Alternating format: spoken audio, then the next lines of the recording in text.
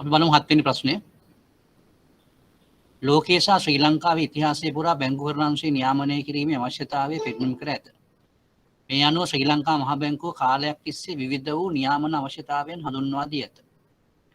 එම නියාමන අවශ්‍යතාවයන්ගේ වැදගත්කම විදහා දක්වමින් පහත් සඳහන් නියාමන අවශ්‍යතාවන් කෙටියෙන් පැහැදිලි කරන්න.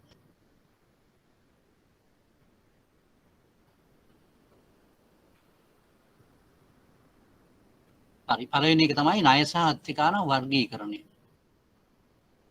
මොකක්ද මේ ණය සහ අත්තිකාරම් වර්ගීකරණය කියලා කියන්නේ?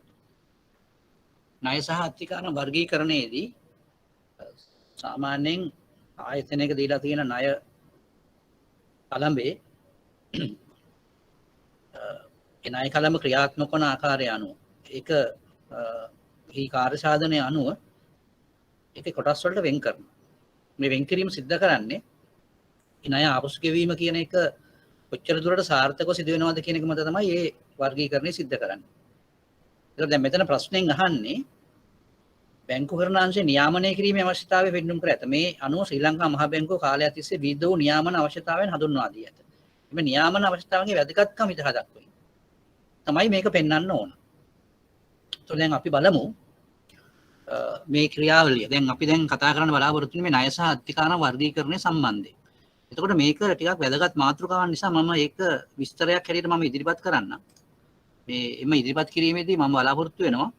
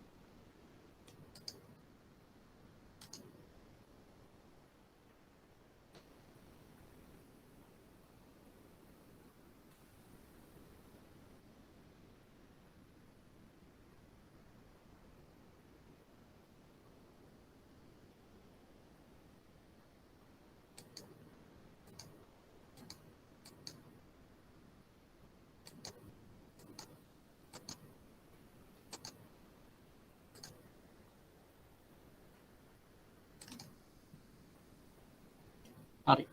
ණය සහ අත්තිකාරම් වර්ගීකරණය කියන එක ගැන මම ඉස්සරහට දැන් ඉදිරිපත් කරන්න. දැන් මේක නියාමන අවශ්‍යතාවයක්. පේපර් එක ඉයර් එක 2021 ජනවාරි කියලා පවත්වපු එක. ණය සහ අත්තිකාරම් වර්ගීකරණ කියන එකේ වැදගත්කම ගැන තමයි අපිට විස්තර කරන්න වෙලා තියෙන්නේ. දැන් මේක ඇවිල්ලා රචනා මාදිලියේ ප්‍රශ්නයකින් කොටසක්. ඒ කියන්නේ ලකුණු 5ක් ලැබෙන කොටසක්. එතකොට දැන් මේ ක්‍රියාවලියේදී අපි මෙන්න මේකයි වැදගත්කම තියෙන්නේ. දැන් මේ ණය සහ අත්තිකාරම් වර්ගීකරණ ක්‍රියාවලිය සිදු කරන්න කියලා නියාමන අවශ්‍යතාවයක් හැටියට ඉදිරිපත් කරලා තියෙන්නේ.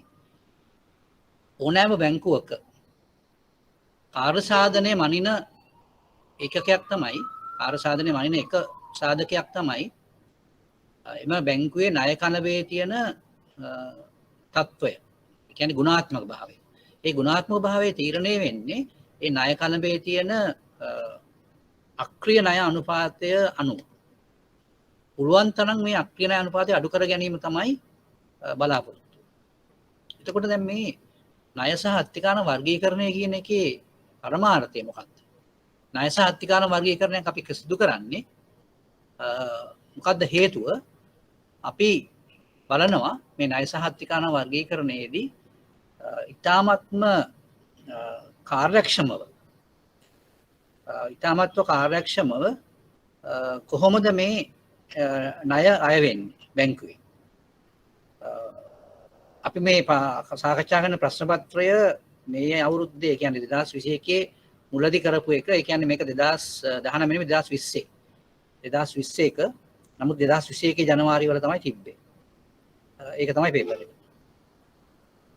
හොඳයි.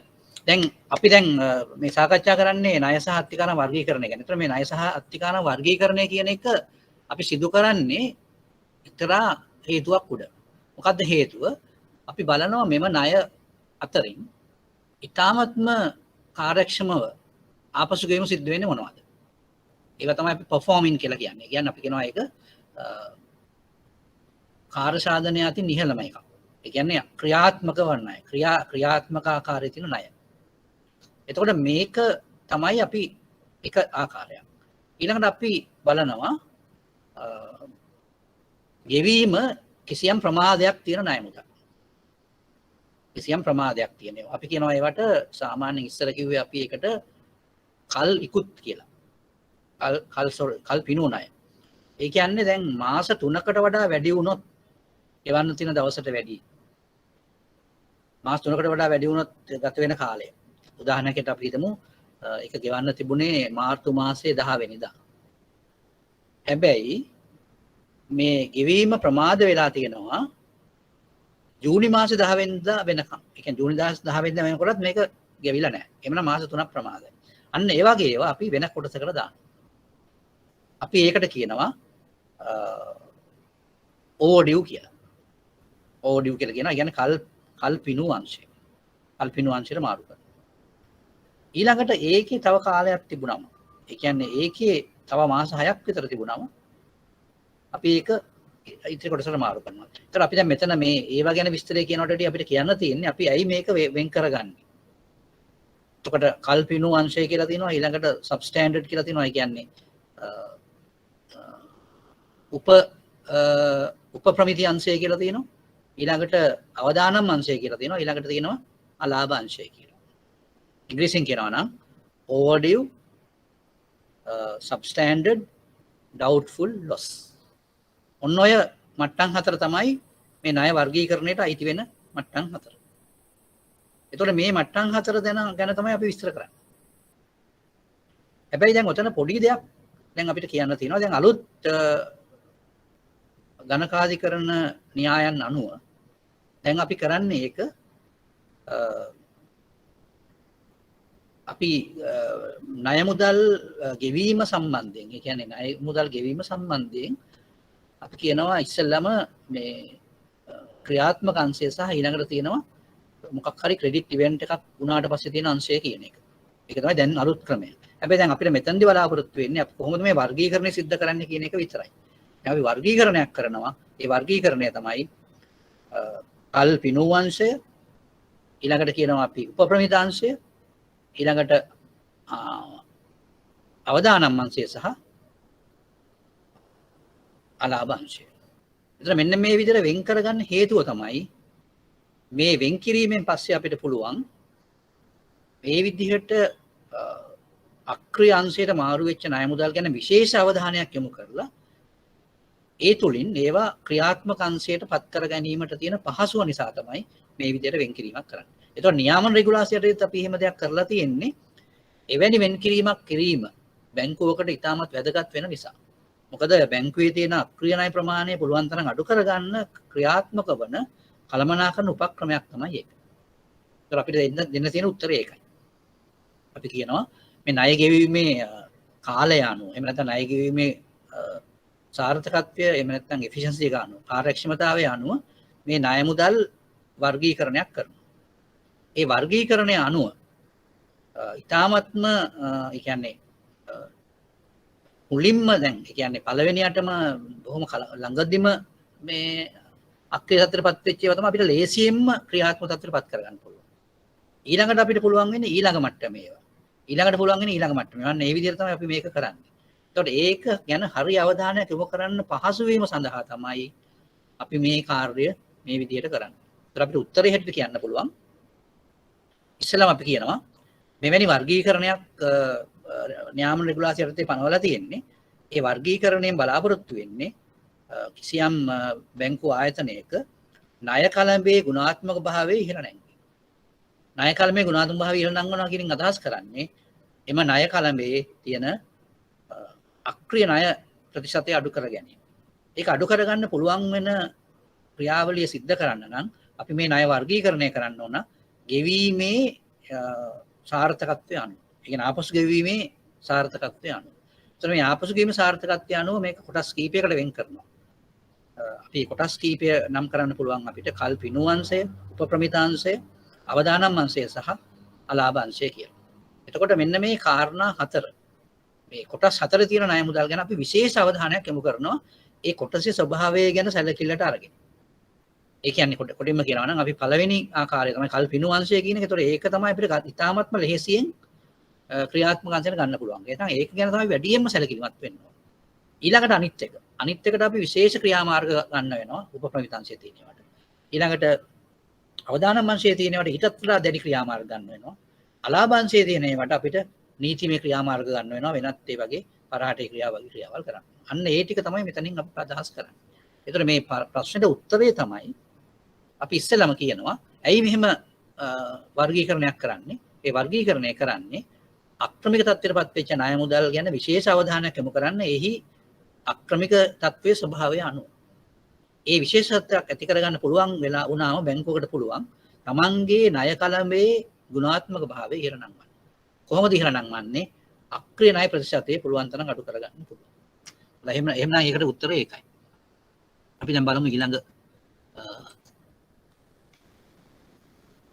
ඊළඟ කොටස එකේ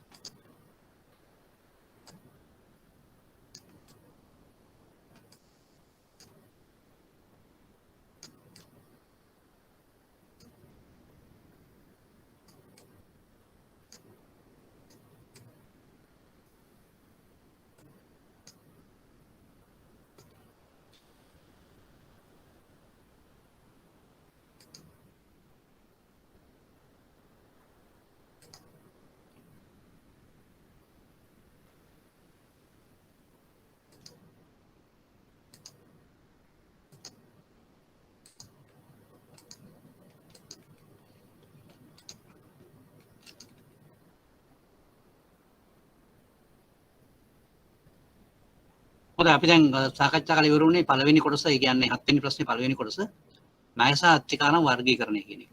මේ ප්‍රශ්න පත්‍රය තමයි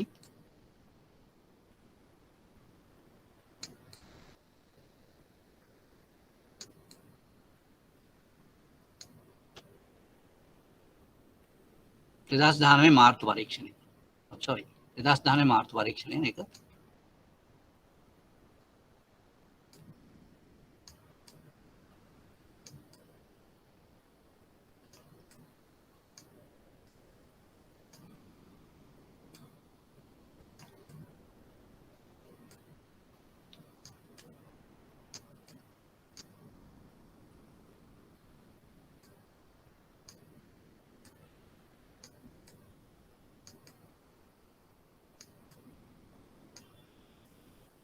ඊළඟට දෙවෙනි කොටස ණය පහසුකම් වල උපරිම ගණන. ණය පහසුකම් වල උපරිම ගණන. මොකක්ද ඒකෙන් අදහස් කරන්නේ? ඉංග්‍රීසියෙන් තියෙනවා maximum amount of accommodation. ඒ කියන්නේ දන්නවා මේකත් බැංකුවක් මුහුණ දෙන අවදානම අවම කර ගැනීමට අවම කර ගැනීම වෙනුවෙන් දීලා තියෙන නියාමන අවශ්‍යතාවය. ඒ කියන්නේ අපි මේකට සමහරක් වෙලාවට කියනවා කේවල ණයකරු සීමාව කියලා.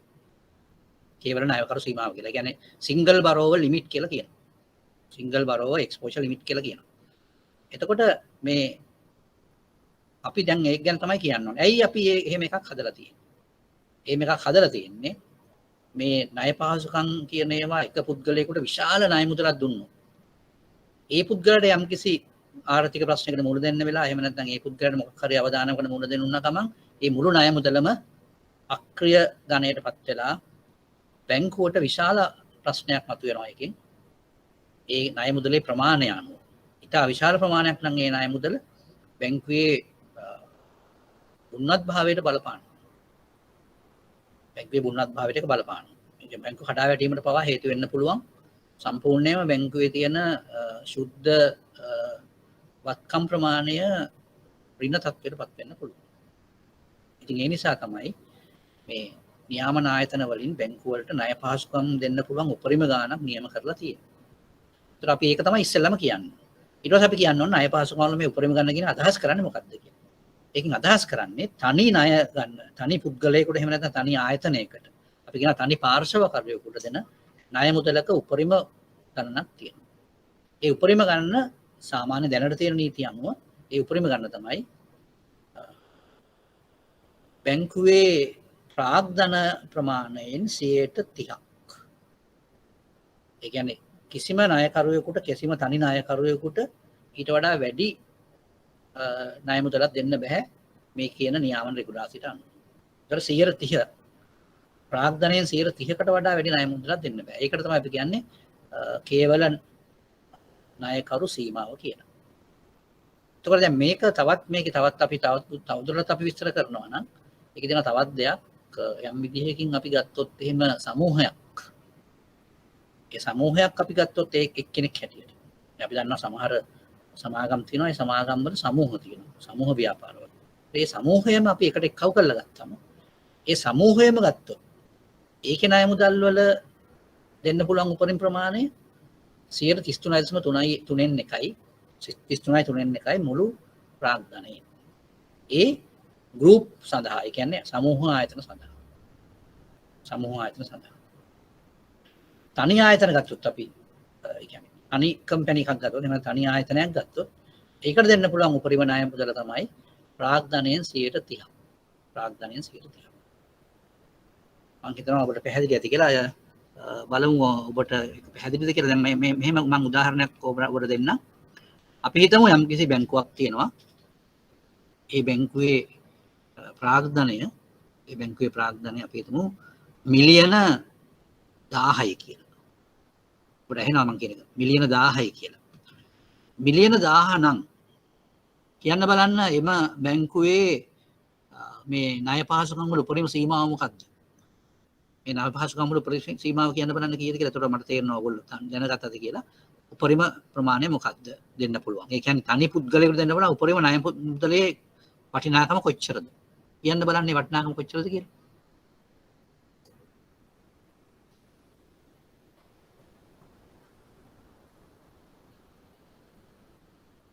ඔව්. මිලියන 1000 නම් ප්‍රාග්ධනය. එතකොට මේ බැංකුවට දෙන්න පුළුවන් උපරිම ණය තනි පුද්ගලයෙකුට දෙන්න පුළුවන් උපරිම ණය ප්‍රමාණය කොච්චරද? මම කිව්වා ඔබට ඒ ණය සීමාව හදලා තියෙන්නේ ප්‍රාග්ධනයෙන් 30%ක් කියලා. මිලියන 300යි. උදාහරණ උත්තරේ හරි. දැන් අපි හිතමු මේ ණය මුදල ඉල්ලන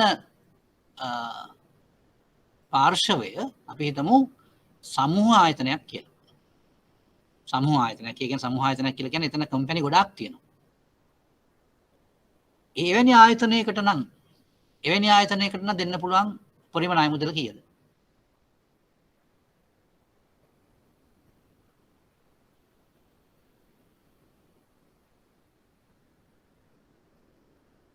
ඔව්. මම ඔබට කිව්වා ඒක.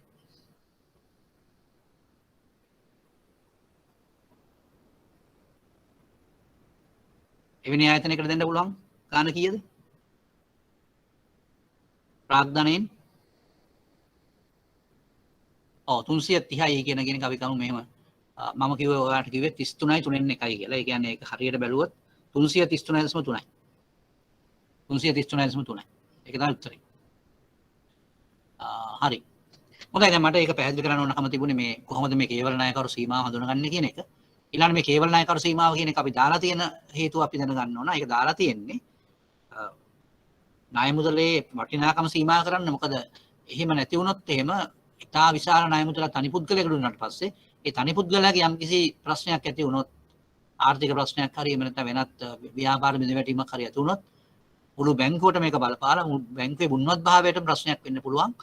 බැංකුවේ ශුද්ධ වත්කම් වලගේ ඍණ වෙන්නත් පුළුවන්. ඉතින් ඒ නිසා තමයි මේ ණයකරු සීමාවක් පනවලා තියෙන්නේ. හොඳයි.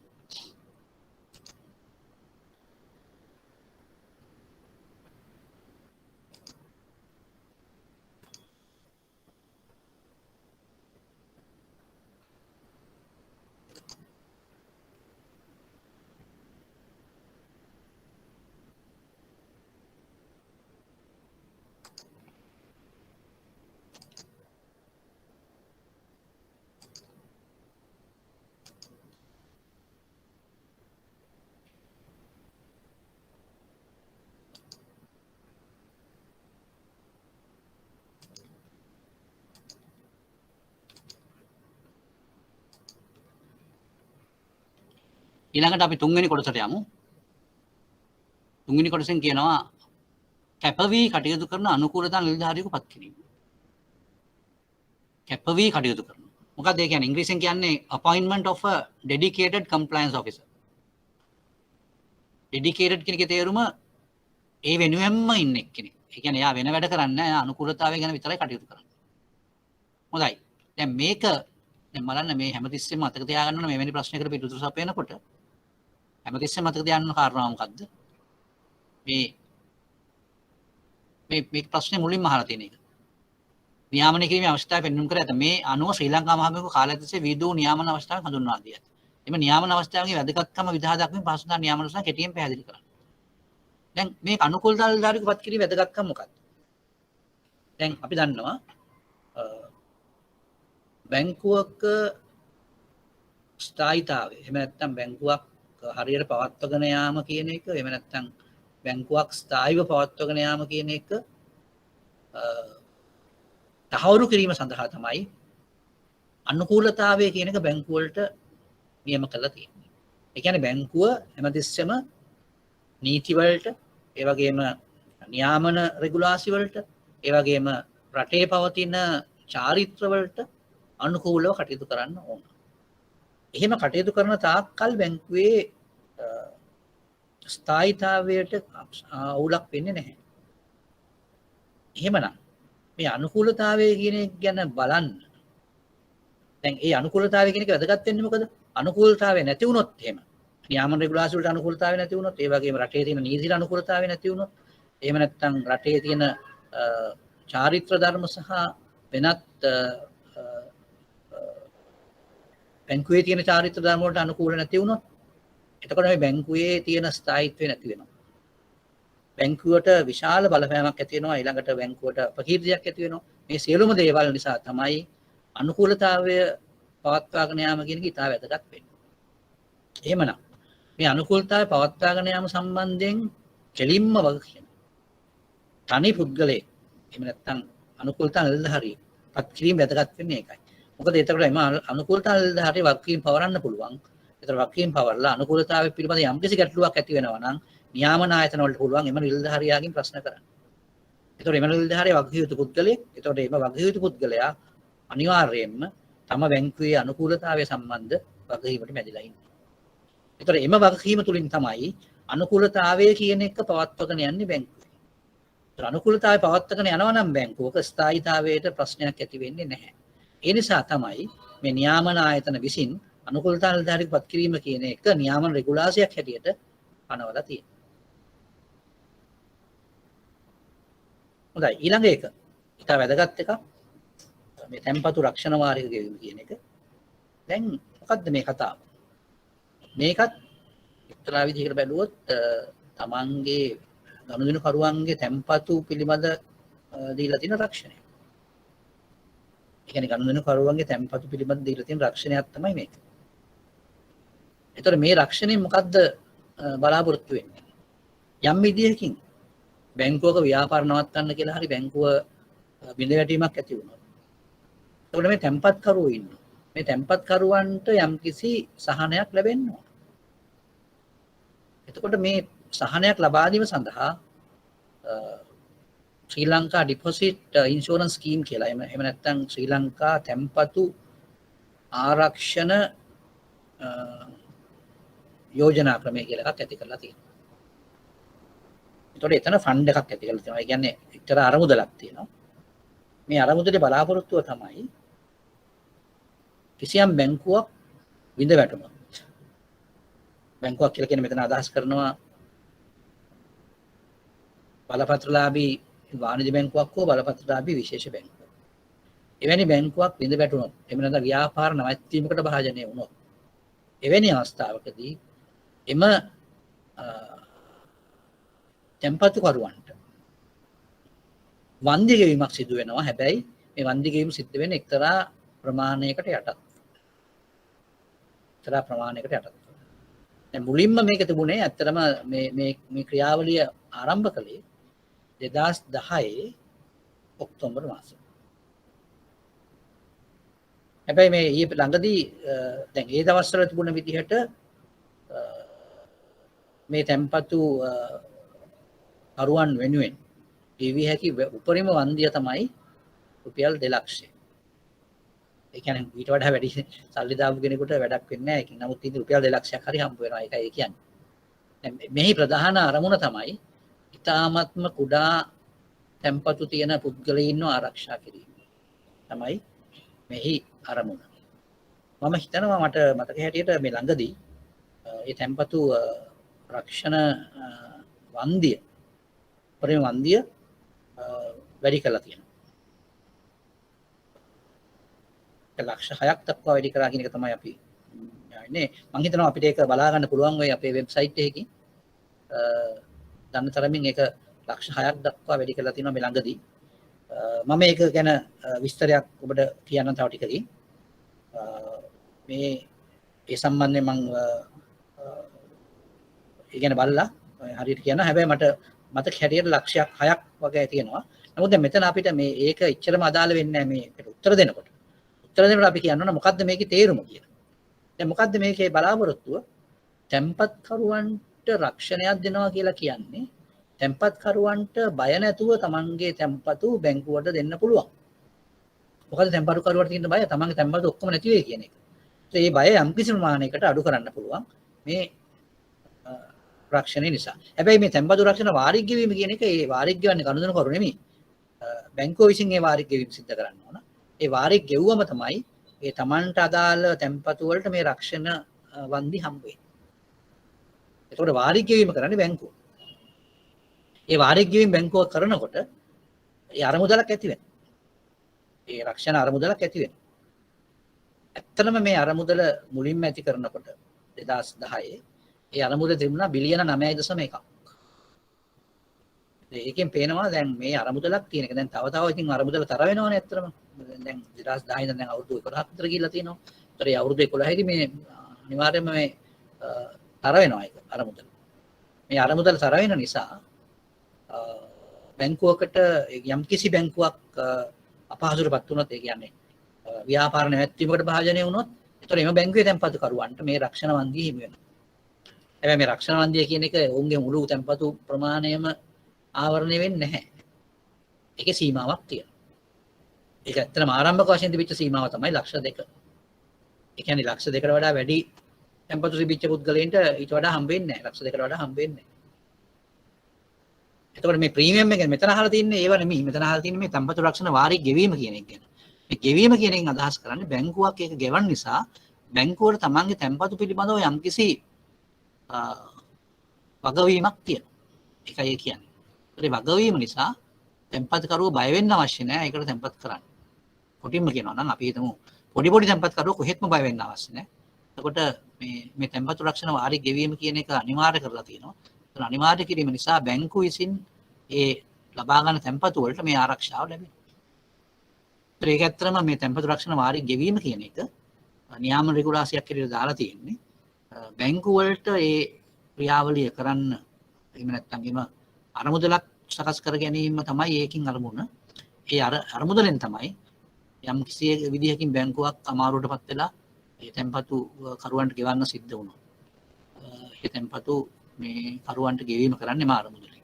මේ තැන්පතු රක්ෂණ වාරි ගෙවීම තුලින් තමයි ඒ අරමුදල ඇති කරලා තියෙන්නේ.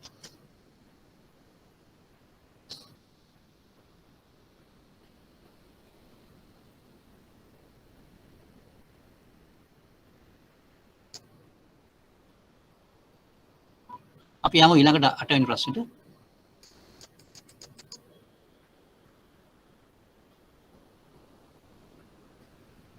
දැන් මේ තැන්පතු රක්ෂණ වාරික කියන එක ඇත්තටම බැංකු විතරක් නෙමෙයි ශ්‍රී ලංකාවේ මූල්‍ය සමාගමුත් දැන් මේකට අදාළ වෙලා තියෙන්නේ. මූල්‍ය සමාගමුත් මේ තැන්පතු රක්ෂණ වාරික ගෙවීම කියන එක කරන්න වෙනවා. නමුත් දැන් අපි මෙතන මේ ප්‍රශ්නේ බලාපොරොත්තු වෙන්නේ බැංකු සඳහා ඒක ක්‍රියාත්මක වෙන ආකාරය තමයි කියන්න ඕන අපි.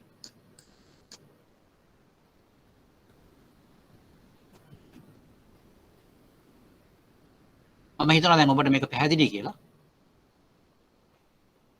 ඇත්ත වශයෙන්ම දැන් මේ මෙවැනි රක්ෂණ ක්‍රමයක බලාපොරොත්තුව තමයි සුළු තැන්පතු කරුවන් ආරක්ෂා කිරීම. සුළු තැන්පතු කරුවන් කියන්නේ ඉතාමත්ම දෙලිදු මට්ටම් වල කට්ටියනේ. ඒ එවැනි තැන්පතු කරුවන් ආරක්ෂා කිරීම තමයි මෙහි අරමුණ.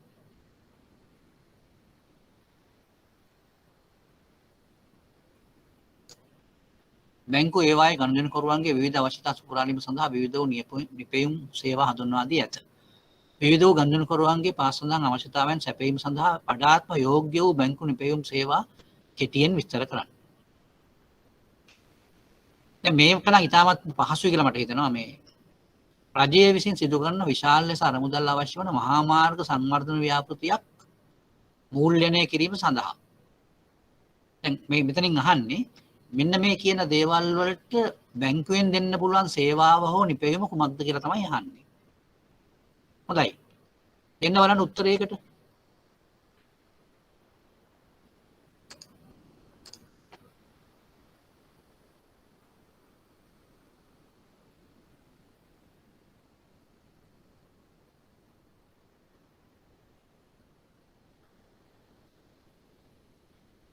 ඔව් යෝජනා ක්‍රමයේ නම නම් අවශ්‍ය වෙන එක නැහැ. මහා මාර්ග යෝජනා ක්‍රමයක් කියලානේ කියන්නේ.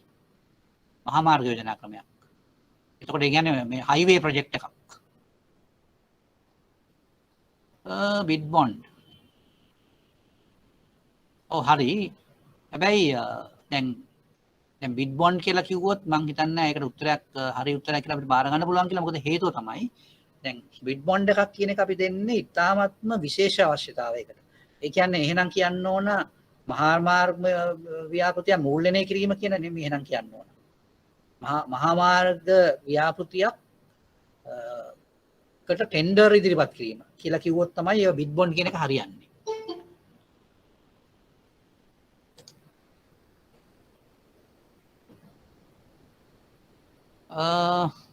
ඔව් සමහර විට මේ බැංකු කීපයක් එකතු වෙලා කියන එක හරියන්න පුළුවන්.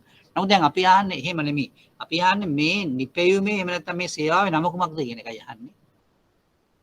අපි මොකද්ද ඔය කියන්නේ ඔය වගේ දේවල් වලට අපි දෙන පහසුකමට මොකද්ද අපි කියන්නේ?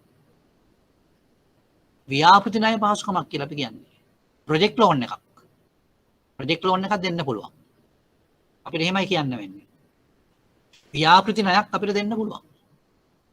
හැබැයි මේ ව්‍යාපෘති ණය දෙනකොට එම බැංකුවේ කේවල ණයකරු සීමාව ඉක්මවා යනවා නම් අපිට පුළුවන් ඒකාබද්ධ ණයක් ලබා දෙන්න. තවත් බැංකු කිහිපයක් එක්ක එකතු වෙලා. ඔන්න ඕක තමයි ඔකට උත්තරේ. ඒතකොට මේ කවිඳු කියලා තියෙන උත්තරේ යම්කිසි ප්‍රමාණයකට හරි. ඒ කියන්නේ දැන් මෙහෙමයි. දැන් ඔතන බලාපොරොත්තුව තමයි දැන් එතන අහලා තියෙන්නේ මහා මාර්ග ව්‍යාපෘතියක් කියලා. මහා මාර්ග ව්‍යාපෘතියක් කියලා තමයි අහලා තියෙන්නේ. එතකොට ඉතින් මහා පරිමාණ ව්‍යාපාරික රජය විසින් සිදු කරන විශාල ලෙස අරමුදල් අවශ්‍ය වන මහා මාර්ග සංවර්ධන ව්‍යාපෘතිය මූල්‍යණය කිරීම සඳහා. එතකොට අපි මෙතන ඉස්සෙල්ලම බලන්න ඕන මේකට අපි දෙන ණය මොකද්ද? මේකට දෙන ණය තමයි අපිට කියන්න පුළුවන් ව්‍යාපෘති ණයක්. ප්‍රොජෙක්ට් ලෝන් එකක් තමයි දෙන්නේ. Project loan. හැබැයි අපිට ඊට පස්සේ කියන්න පුළුවන් අපි මේකට ව්‍යාපෘති ණයක් දෙනවා. නමුත් යම් විදිහකින් මේ ව්‍යාපෘති ණයේ වටිනාකම බැංකුවේ ණයකරු සීමාව ඉක්මවලා ගියොත් අපිට පුළුවන් එම ණය මුදල එම ව්‍යාපෘති ණය ඒකාබද්ධ ණයක් හැටියට තවත් බැංකු දෙකක් තුනක් එක්ක එකතු වෙලා කරන්න. ඕක තමයි ඔකට උත්තර. හොඳයි අපි යමු දෙවෙනි එකට. මහා පරිමාණ ව්‍යාපාරික ගනුදෙනුකරුවෙකුට නෝට්ටු නිකුත් කිරීමෙන් තොරව සේවකයින්ට වැටුප් ගෙවීම සඳහා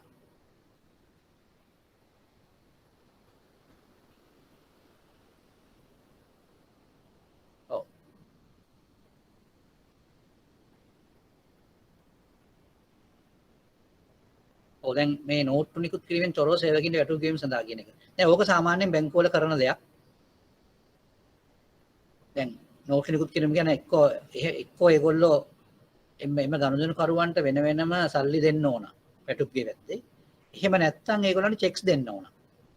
ඒ මොනවාක්වත් කරන්නේ නැතුව කොහොමද වැටුප් ගෙවීම බැංකුවෙන් කරන්නේ කියලා තමයි අහන්නේ. එතන මොකක්ද දෙන සේවාව බැංකුව? ඒ සම්බන්ධයෙන්.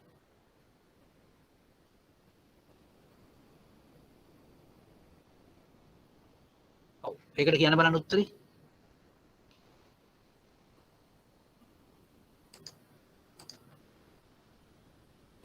ස්ලිප්ස් පහසුකම. හරි.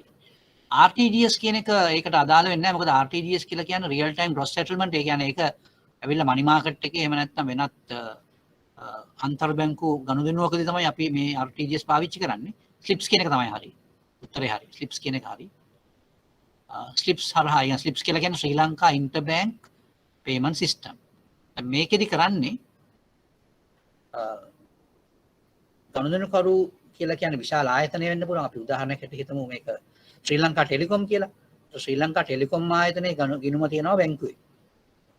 ඒතකොට ඒගොල්ලෝ කරන්නේ බැංකුවේට ඒගොල්ලෝ ලිස්ට් එවනවා. ඒ කියන්නේ ටෙලිකොම් ආයතනය විසින් තමන්ගේ සේවකයින්ගේ ලයිස්තුවක් එවනවා. වැටුප් ගෙවන සේවකයින්ගේ ලයිස්තුවක් ඔවුන්ගේ අර මුදල් සමග. ඒ කියන්නේ වැටුපේ වටිනාකම සමග. ඒ එක්කම ඒගොල්ලන්ගේ account number එක සහ බැංකුව ඒක දාලා තියෙනවා. එතකොට මේගොල්ලෝ කරන්නේ බැංකුවෙන් කරන්නේ ඒ වගේ ලිස්ට් හරි ගස්සලා ඒ ලිස්ට් යවනවා ස්ලිප්ස් හරහා. ස්ලිප්ස් වලට යවනවා. එතකොට ස්ලිප්ස් හරහා ඒවට ඕන කරන මුදල් ඒ අදාළ ගිණුම් වලට ලැබෙනවා. එතකොට අපිට ඒකට කෙලින්ම පැහැදිලි උත්තරය තමයි ස්ලිප්ස් කියන ක්‍රමවේදය හරහා මේ අදාළ සේවකයින්ගේ ගිණුම් වලට මුදල් ප්‍රේෂණය කිරීම තමයි මේකෙන් කරන්නේ. ඒක තමයි මේ ක්‍රියාවලිය. එහෙම නැත්නම් මේ සේවාව ඒක. ඒත් මේකට උත්තරේ හරි කෙලින්ම උත්තරේ ඒකයි. හැබැයි පොඩ්ඩක් විස්තර කරන්න වෙනවා අපිට. ස්ලිප්ස් කියලා කියන්නේ Sri Lanka inter bank payment system, Sri Lanka අන්තර් බැංකු ගෙවීම් ක්‍රමය. එතකොට මෙහිදී සිදුවන්නේ අදාළ ආයතනය විසින් එම වැටුප් හිමි සේවක මණ්ඩලවල ලයිස්තු සහ ඔවුන්ගේ බැංකු ගිණුම් සහ ඔවුන්ගේ වැටුප් ප්‍රමාණයන් ලයිස්තුවක් එවනවා බැංකුවට. එම ලයිස්තුව අනුව මේ බැංකුව ස්ලිප්ස් ක්‍රියාත්මක කරනවා. එතකොට ඒ ක්‍රියාත්මක කිරීම තුළින් තමයි කෙලින්ම මේ ගනුදෙනුකරුවන්ගේ මුදල් වලට ගිණුම් වලට මුදල් ලැබෙන්නේ. දැන් මේක දැන් ඔබ දැනගන්න ඕන මේකේ තියෙන වෙනස මොකක්ද කියලා. සාමාන්‍යයෙන් අපි කරන්නේ ඉස්සර කියන්නේ දැන් අවුරුදු 5-6කට ඉස්සර නැත්නම් ඊට අතර ඉස්සර කරේ මොකද්ද? එක්කෝ ගනුදෙනුකරුව ඒ තමන්ගේ සේවකයන් මුදල් ගෙවුවා. සැලරි එක හැටියට. එහෙම නැත්නම් ඔවුන්ට චෙක් එකක් දුන්නා. ওই දෙකෙන් එකක් තමයි කරේ. නමුත් දැන් කරන්නේ ඒක නෙවෙයි. දැන් කරන්නේ ස්ලිප්ස් හරහා මුදල් දෙන එක. එතකොට චෙක්ස් පාවිච්චි වෙන්නේ නැහැ. ඒකට.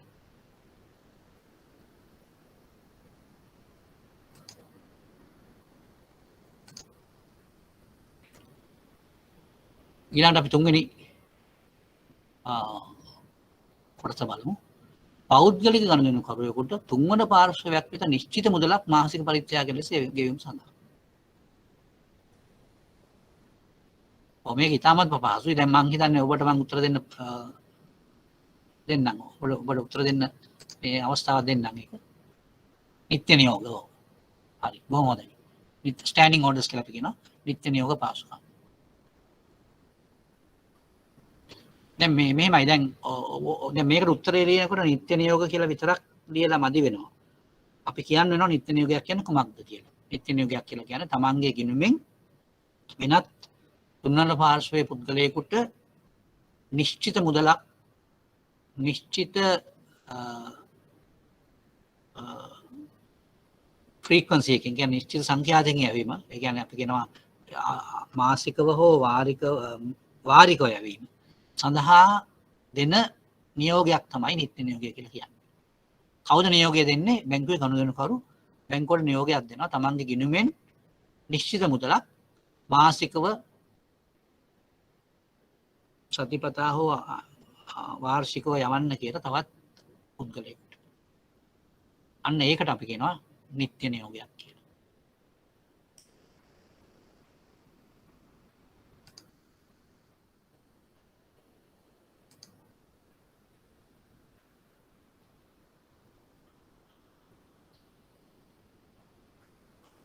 දැන් තුන්වෙනි කොටසට අපි ගත්ත උත්තරේ හරි. ඊළඟ හතරවෙනි කොටස. ආහාර ද්‍රව්‍ය ආනයනය කරන ව්‍යාපාරිකයෙකුට ආනයන කටයුතු සඳහා. ඒකත් දෙන්නකො. මේකට උත්තර කීපයක් තියෙන්න පුළුවන්. කමන්නේ ඕනම උත්තරය බාර ගන්න පුළුවන්. බලමු අපි.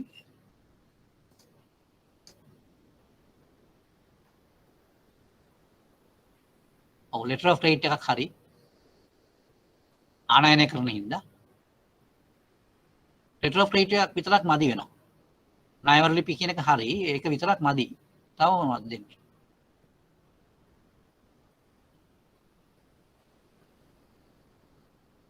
බැංකුව අප කර දෙන්න වෙනවා සමහර විට. ඔව් අපි acceptance facilities දෙන්න පුළුවන්. දැන් මේමයි ඔබට මේක කෙටියෙන් කරන්න පුළුවන් මේ විදිහට. අපිට කියන්න පුළුවන් ආනයන ණය. ඒක ආනයන ණයනේ වර්ගය අපිට ඕනනම් කියන්න පුළුවන්. අපිට කියනවා pledge facility එකක් දෙන්න පුළුවන්. ඒ කියන්නේ ඔඩපණ ණයක් දෙන්න පුළුවන්. එහෙම නැත්නම් බැඳුම් කරන ණයක් දෙන්න පුළුවන්. ඔඩපණ ණයක් දෙන්න පුළුවන්. එහෙම නැත්නම් සාමාන්‍ය නිකම්ම ආනයන ණයක් කියලා කියන්නත් පුළුවන්. ආනයන ණයක් දෙන්න පුළුවන්. ණයවර ලිපියක් සහ ආනයන ණයක් දෙන්න පුළුවන්. ණයවර ලිපි පහසුකම සහ ආනයන ලිපිය. ආනයන ණයක්. ඒ ඔක්කොම ටික හරි. හැබැයි මතක තියාගන්න දැන් ඕගොල්ලෝ මේ ලියන ඒවායේදී අපි එක වචනයක් ලියලා සහ එක වාක්‍යයක් ලියලා හරියන්නේ නැහැ මේකට. පොඩි විස්තරයක් ලියන්න වෙනවා. දැන් උදාහරණයක් ඇටියට ණයවර ලිපියක් ගැන කිව්වා නම් ණයවර ලිපිය මොකද කරන්නේ කියලා කියන්න වෙනවා. ඒ වගේම ණයවර ලිපියක් විතරක් දීලා හරියන්නේ නැහනේ. ඔහුට ඒ ණයවර ලිපිය නිදහස් කරගන්න බිල ගෙවන්න එපයි. බිල ගෙවන්න ඒකට මුදලක් අවශ්‍ය වෙනවානේ. ඒ පහසුකම දෙන්නත් වෙනවා. ඒ පහසුකමක් දෙන්න වෙනවා. ඒ පහසුකම තමයි ආනයන ණය කියලා කියන්නේ. ඒ වගේ කියන්න පුළුවන් අපිට. ඒකට සමහරක් වෙලාවට මේ ණයවර ලිපියක් හරි ආනයන ණය හරි ගන්නකොට එහෙම නැත්නම් භාණ්ඩ ටික නිදහස් කරගන්නකොට සමහරක් වෙලාවට අපිට අවශ්‍ය වෙනවා බැංකුව අප කර පවා. ඒකට ඒවත් අපිට දෙන පහසුකම් හැටියට කියන්න පුළුවන්.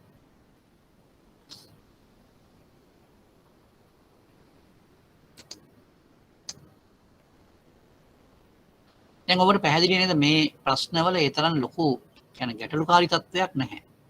ඒතර ඔබට උත්තර දෙන්න පුළුවන්. හැබැයි මතක තියාගන්න ඕන කාරණාව තමයි මෙවැනි ප්‍රශ්නයක හැමතිස්සෙම කොටස් 4ක් තියෙනවා. ඒ කොටස් 4 එක කොටසක් ගත්තම එක කොටසට ලකුණු 5ක් තමයි හම්බ වෙන්නේ. හැබැයි දැන් මේ ලියන්න ඕන ප්‍රමාණයකුත් ඇත්තටම තියෙනවා මේවට. දැන් අපි තනි වාක්‍යයකින් ලියලා හරියන්නේ නැහැ මේකට උත්තර. තනි වාක්‍යයෙන් ලියන්න පුළුවන් අපිට අර පළවෙනි ප්‍රශ්නේ කොටස් 10 අර අන්තිම කොටස් 5 තියෙනවානේ. ඒ අන්තිම කොටස් 5 නම් පුළුවන් මේ වැඩේ කරන්න. නමුත් මෙවැනි ප්‍රශ්නයකදී අපිට මේ වැඩේ කරන්න බෑ. මෙවැනි ප්‍රශ්නයකදී අපිට එක්තරා විදියකින් ඡේදයක් බලාපොරොත්තු වෙනවා මේ කොටසකට. ඡේදයක් කියලා අදහස් කරන්නේ සාමාන්‍යයෙන් පිටුවකින් භාගයක් හෝ 3/5 අවශ්‍ය වෙනවා. ඒ නිසා ඔබ සාමාන්‍ය විස්තරයක් ලියන්න ඕන එවැනි අවස්ථාවක. අන්න ඒක මතක තියාගන්න ඕන ඔබට.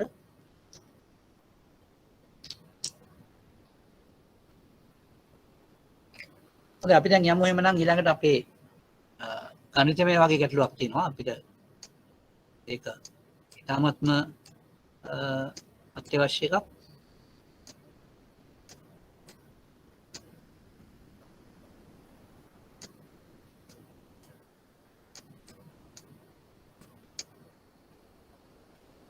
මේ ප්‍රශ්නේ අපි මීට ඉස්සෙල්ලා කරේ නෑ නේද?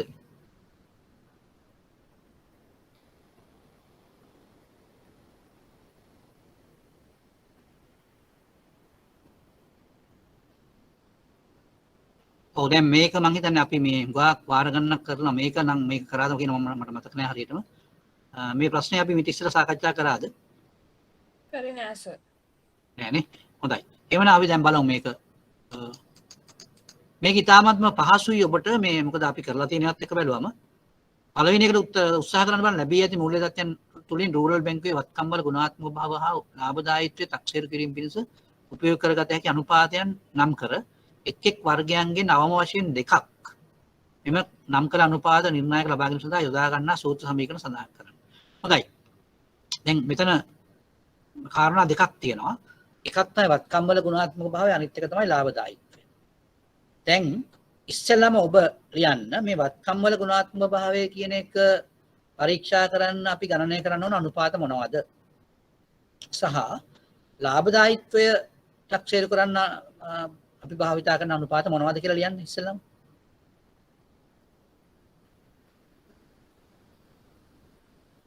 දෙකක් අඩු ගන්න එකකින්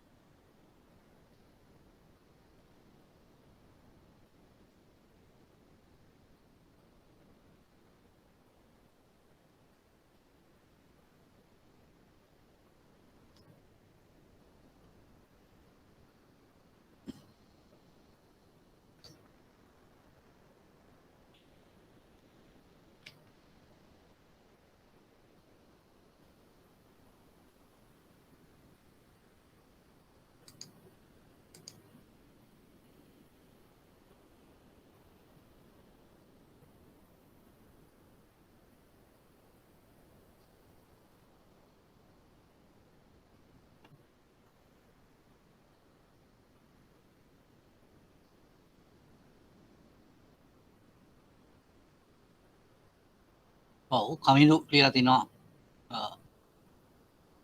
දලාක්‍රමික අමන්දල කියලා තිනවා දලාක්‍රමණය අනුපාතය සුද්ධාක්‍රමණය අනුපාතය සහ වෙන් කිරීම ආවරණය. හරි. හරි. වත්කම් මතලාභය ප්‍රාග්ධන මතලාභය. හැබැයි දැන් මේක දෙකම එක වගේ ඒවා එන්න දැන් කමක් නෑ ඒක මම බාර ගන්නම් උත්තරේ හැටියට. වත්කම් මතලාභයයි ප්‍රාග්ධන මතලාභයයි කියන එක. හැබැයි අපි මේ දෙකම එක වගේ හින්දා අපි තව වෙන මොනක් හරි එකක් දැම්මම තවත් එකක් දැම්මම නම් හරි මෙතනට. සුද්ධ පොලි ආන්තිකය. අන්න වත්කම් මතලාභයයි සුද්ධ පොලි ආන්තිකය. හරි. හොඳයි. දැන් අපිට සිද්ධ වෙනවා ඔය කියන අනුපාත ගණනය කරන්න. ගණනය කරන්න බලන්න අනුපාත ටික. ඒ කියන්නේ ඉස්සෙල්ලාම ගණනය කරන්න සුද්ධ ආක්‍රමික ණය දල ආක්‍රමික ණය අනුපාතය, සුද්ධ ආක්‍රමික ණය අනුපාතය සහ වෙන් කිරීම ආවරණය. ඒ තුනම ගණනය කරන්නකො දැන්. අවුරුදු දෙකක් තියෙනවා එතකොට නේ අවුරුදු දෙකේම.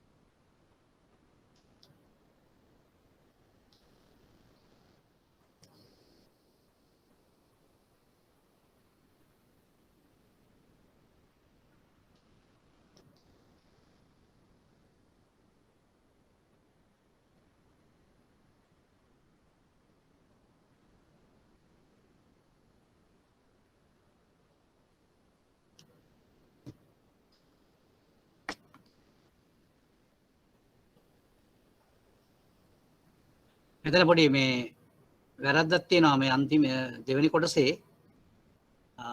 සමීකරණ සඳහන් කරන්න කියන ඉස්සෙල්ලාම තියෙන්නේ. ඊළඟට තියෙනවා මේ ගණනය කරන්න කියලා මේ මෙතන වැරදි 2018 කියලා කන්නේ නැහැ නේ 18 19 කියලා දාන්න මෙතන. දැන් වැරද්දක් තියෙනවා 2018 සහ 2019 කියලා දාන්න.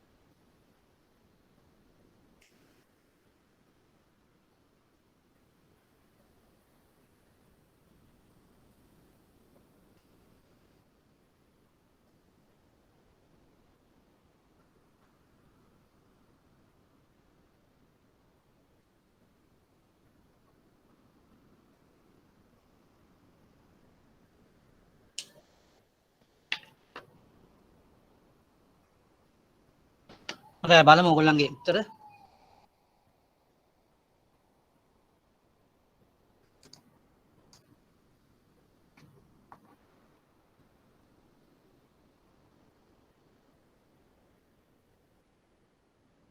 ෆාතිමාගේ උත්තර 2018 සහ 2019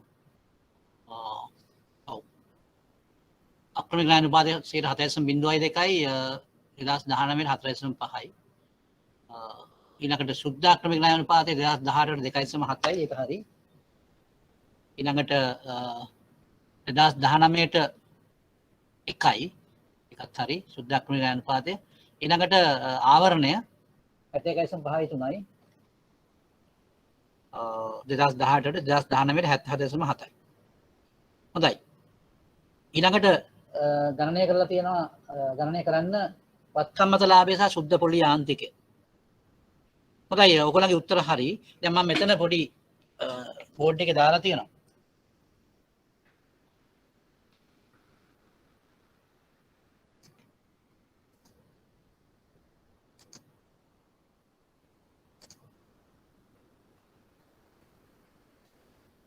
බෝඩ් එකේ දාලා තියෙන එක පැහැදිලිද දන්නේ නැහැ.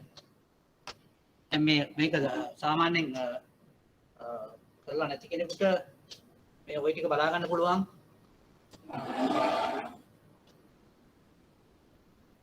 දැන් 2018 සහ 2019 වසර විදිහට දාලා තියෙනවා. එතකොට මේ යටින් ඉරි අඳලා තියෙන ඒවා තමයි ප්‍රතිඵල.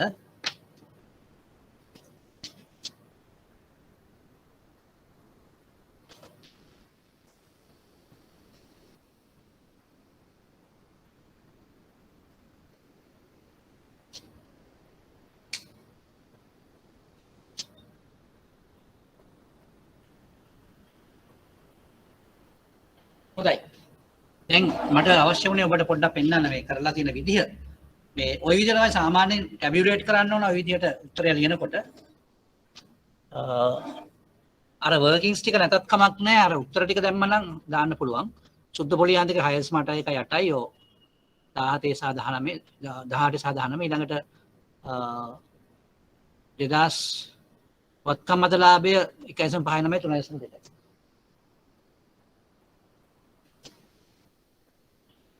හරි. හරි දැන් ඔබට මම හිතන්නේ පැහැදිලි උත්තර ටික ලැබිලා තියෙනවා. දැන් අපි බලමු ඊළඟට මේ ප්‍රශ්නේ තියෙන ඉතිරි කොටස මොනවද කියලා.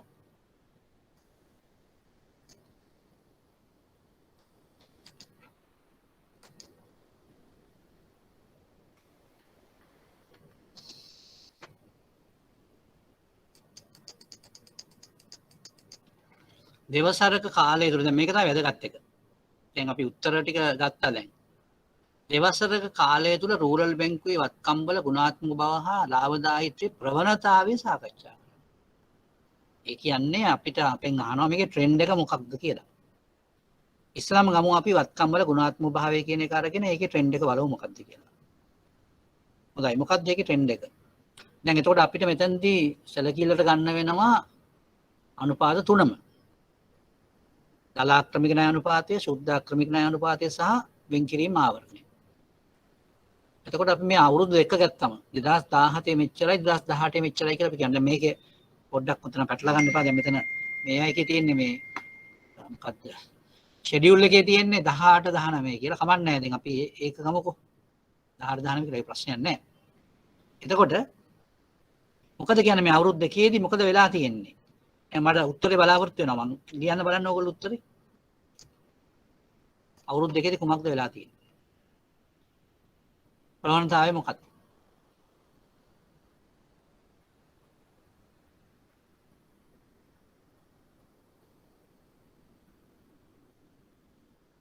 ප්‍රවණතාවය කියන්නේ නිකන් අපි ඉංග්‍රීසියෙන් කියන ට්‍රෙන්ඩ් එක කියලා කියන්නේ. ට්‍රෙන්ඩ් එක මොකක්ද? ওই පැත්තට යන්නේ කියන එක තමයි අහන්නේ.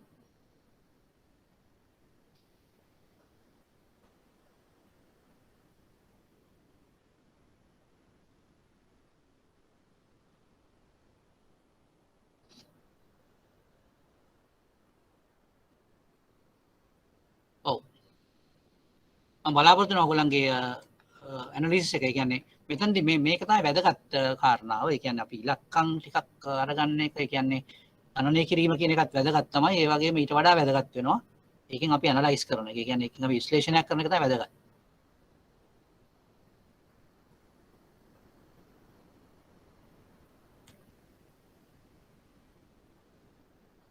ඔව් වත්කම් වල ගුණාත්මක භාවය වැඩි වෙලා තියෙනවා. දිලිනිගේ උත්තරේ හරි. වත්කම් වල ගුණාත්මක භාවය වැඩි වෙලා තියෙනවා.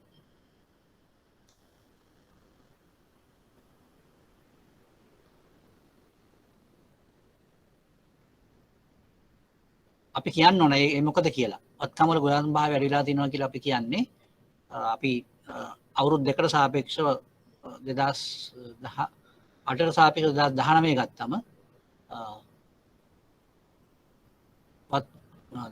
දලාක්‍රමික ණය අනුපාතය අඩු වෙලා තියෙනවා. 7.0 ගානක ඉඳන් 4.5 දක්වා අඩු වෙලා තියෙනවා. ඊළඟට ශුද්ධාක්‍රමික ණය අනුපාතයත් ඒ වගේම අඩු වෙලා තියෙනවා. 1.7 සිට 1 දක්වා අඩු වෙලා තියෙනවා. ඊළඟට ආවරණය වෙන් කිරීම ආවරණය 61.0 ගානක ඉඳන් 77.7ක් දක්වා වැඩි වෙලා තියෙනවා. ඉතින් මේ හැම එකෙන්ම ගම්මේ වෙන්නේ මොකද්ද? වත්කම් වල ගුණාත්මක භාවය ඉහළ ගිහිල්ලා තියෙන එක තමයි. එතකොට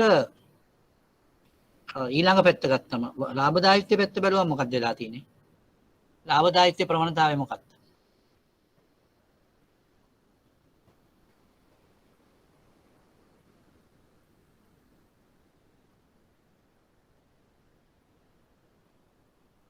ඔව් දැන් අපි අහන්නේ ඊළඟට ට්‍රෙන්ඩ් එක මොකක්ද කියලා. මේ ලාභදායීත්ව සම්බන්ධ ට්‍රෙන්ඩ් එක මොකක්ද? දැන් මොකද මේ ප්‍රශ්නේදී අහලා තියෙන්නේ පළවෙනි එක තමයි වත්කම් වල ගුණාත්මක භාවය, දෙවෙනුවට අහලා තියෙනවා ලාභදායීත්වය කියන එක. ඒතර අපි දැන් වත්කම් වල ගුණාත්මක භාවය සම්බන්ධ අනුපාත කීපයක් අපි සාකච්ඡා කරා. දැන් ඊළඟට සාකච්ඡා කරන්න ඕන ලාභදායීත්වය පිළිබඳ අනුපාත. ලාභදායීත්වය ගැන මොකද කියන්න පුළුවන්? ට්‍රෙන්ඩ් එක මොකද කියන්න පුළුවන්? ලාභදායීත්වයේ ට්‍රෙන්ඩ් එක. වැඩි වෙන ට්‍රෙන්ඩ් එකක්ද අඩු වෙන ට්‍රෙන්ඩ් එකක්ද තියෙන්නේ? ලාභදායීත්වය.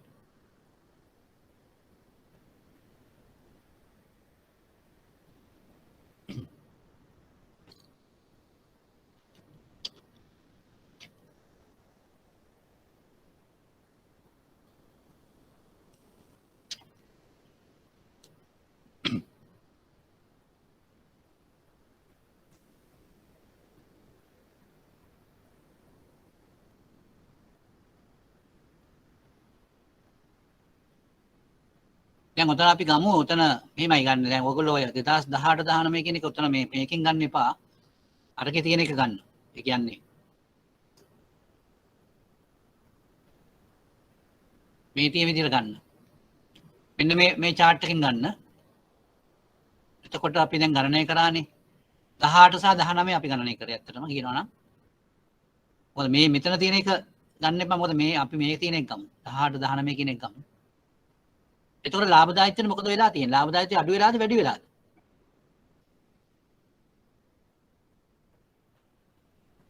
දැන් බලන්න වත්කම්මත ලාභේ. වත්කම්මත ලාභේ අඩු වෙලාද වැඩි වෙලාද? 18යි 19 සංසන්දනය කරාම. ඊළඟට ශුද්ධ පොලියාන්තිකය අඩු වෙලාද වැඩි වෙලාද? ඒකයි බලන්න තියෙන්නේ අපිට. ඔව් වැඩි වෙලා තියෙන්නේ. ලාභදායීත්වය වැඩි වෙලා තියෙන්නේ. ඇයි අපි ලාභදායීත්වය වැඩි වෙලා කියලා කියන්නේ? වත්කම්මත ලාභය කියන එක වැඩි වෙලා තියෙනවා ප්‍රතිශතයක් හැටියට. ඒ කියන්නේ 1.5 නම් ඉඳන් 3.5 ගන්නට වැඩි වෙලා තියෙනවා. ඊළඟට ශුද්ධ පොලියාන්තිකයත් වැඩි වෙලා තියෙනවා 6.8 ඉඳන් 8 දක්වා. එහෙනම් අපිට පැහැදිලිව කියන්න පුළුවන් මේ බැංකුවේ ලාභදායීත්වය වැඩි වෙලා තියෙනවා 2018 සහ 2019 වසරවල. ඒ කියන්නේ 2018 සිට 2019 දක්වා ලාභදායීත්වයට වැඩි වීමේ ප්‍රවණතාවයක් තියෙනවා. අන්න ඒ වගේ ලස්සනට උත්තර ලියන්න ඕන තර්කානුකූලව. උත්තර ලිව්වම තමයි සම්පූර්ණ ලකුණු හම්බෙන්නේ. හොඳයි බලමු. ඊළඟට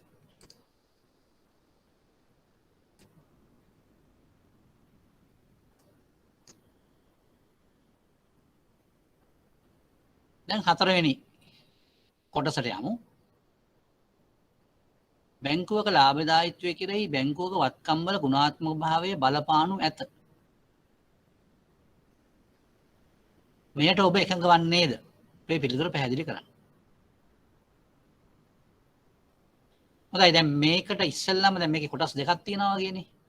ඉස්සෙල්ලාම අහන්නේ මේට ඔබ එකඟ වන්නේද කියලා. දැන් මොකද ඒකට කියන්නේ? ඉස්සෙල්ලාම උත්තර ලියන්න එකඟ වනවද නැද්ද කියලා. හරි. එකඟ වෙමි හෝ එකඟ නොවෙමි කියලා ලියන්න පළවෙනි එක. ඊළඟට පැහැදිලි කරන්න ඕන ඔබ ඇයි එහෙම කියන්නේ කියලා.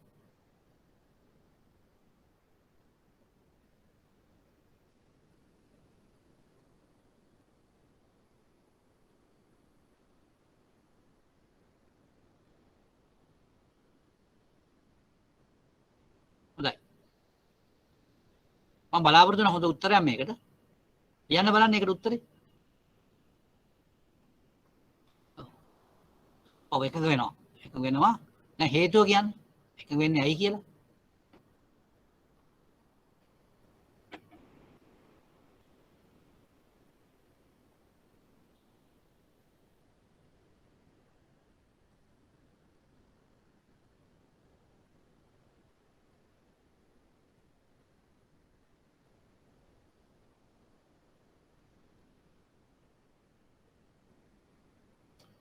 ඔව් හැමෝම එකඟ වෙනවා තමයි. නමුත් එකඟ වෙන්නේ හේතුව කියන්න බලන්න එකඟ වෙන්නේ මොකද කියලා.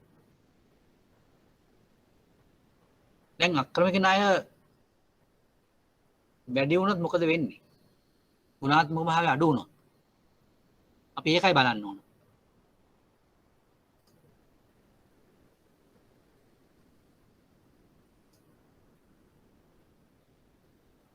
ගුණාත්මක භාවය බලපානවා ඇත. දැන් ගුණාත්මක භාවය බලපානවා කියන්නේ ගුණාත්මක භාවය වැඩි වෙනකොට ලාභදායීත්වය වැඩි වෙනවා. ගුණාත්මක භාවය අඩු වෙනකොට ලාභදායීත්වය අඩු වෙනවා. ඒක තමයි වෙනවා කියන්නේ. ඒක වන්නේද කියන්නේ ඒකයි. ඒතකොට ඔබ එකක වෙනවා කියලා කියන්නේ බලපානවා කියන එක. ඒතකොට අපි කියන්න ඕන. වත්කම් වල ගුණාත්මක භාවය ඉහළ යාමේදී ලාභදායීත්වය ඉහළ යනු ඇත. ඒතකොට අනිත් පැත්තට කියනවා නම් වත්කම් වල ගුණාත්මක භාවය පහළ යනවා නම් ලාභදායීත්වයත් පහළ යනවා. ඒකට අපි දැන් කියනවා ඇයි එහෙම වෙන්නේ කියලා. ඒකයි දැන් කියන්න ඕන. ඇයි එහෙම වෙන්නේ? ඔව් කියන්න බලන්න ඇයි එහෙම වෙන්නේ කියලා.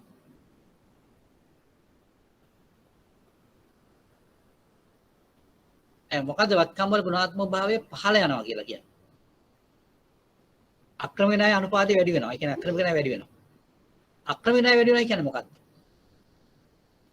අක්‍රමික ණය වැඩි වෙනවා කියලා කියන්නේ පොලි ආදායම අඩු වෙනවා. පොලි ආදායම අඩු වෙනවා. පොලි ආදායම අඩු වෙනවා කියන්නේ මොකද්ද? සුද්ධ පොලි ආදායම අඩු වෙනවා. සුද්ධ පොලි ආදායම අඩු වුණාම සුද්ධ පොලි යාන්ත්‍රිකය අඩු වෙනවා. එහෙනම් වත්කම් වල ගුණාත්මක භාවය අඩු වුණොත් සුද්ධ පොලි යාන්ත්‍රිකය අඩු වෙනවා. එහි ප්‍රතිඵලය වෙන්නේ ලාභදායීත්වය අඩු වෙන එක.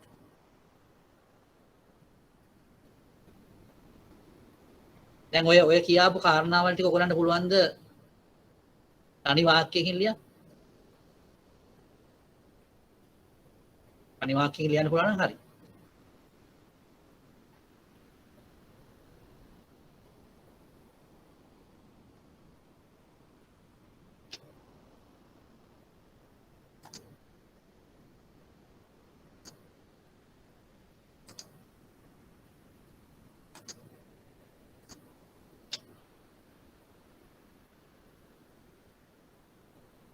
ඔව්. සුද්ධ පොලි ආදායම පහත වැටෙනවා කියන්නේ සුද්ධ පොලි ආන්තිකත් පහත වැටෙනවා. සුද්ධ පොලි ආන්තිකත් අන්න යාන්ත්‍රිකය ගැන කියන්නේ. මොකද අපි ආන්තිකෙන්නේ මේක ඔක්කොම බලන්නේ. හරි විහංගගේ උත්තරෙත් හරි. ගුණාත්මක ණය ලබා දෙන විට සුද්ධ පොලි ආදායම වැඩි වෙලා ලාභය වැඩි වෙනවා. හරි. ඒක හරි. ඔය ලාභය වැඩිනවා කියන්නේ සුද්ධ පොලි ආන්තිකය වැඩි වෙනවා. අපි දැන් මෙතන තියෙන අපි මෙතනදී සාකච්ඡා කරපු අනුපාත තියෙනවානේ. ඒ අනුපාත අපේ සාකච්ඡාවට සම්බන්ධ කරගන්න ඕන. ඒක තමයි මෙතනදී වැදගත් වෙන්නේ. දැන් ඕගොල්ලන්ට මාක් ලකුණු හම්බ වෙනවා. ඒ කියන්නේ ෆුල් මාක්ස්ම හම්බ වෙනවා හරියටම ඒ දේවල් කිව්වොත්. ඒකයි මම කිව්වේ ඕගොල්ලන්ට මේක අපි මේ ගණනය කරපු සාධකම පාවිච්චි කරලා වුණ අපි මේක කියන්නේ. මොකද අපි නිකන් නෙමෙයි එක කියන්නේ. ඒ පාවිච්චි කරපු දේවල් එක්ක තමයි කියන්නේ කතාව. මේ විහංගගේ තර්කය හරි. ගුණාත්මක ණය ලබා දෙන විට සුද්ධ පොලි ආදායම වැඩි වෙනවා. එහි ප්‍රතිඵලයක් හැටියට ලාභය වැඩි වෙනවා.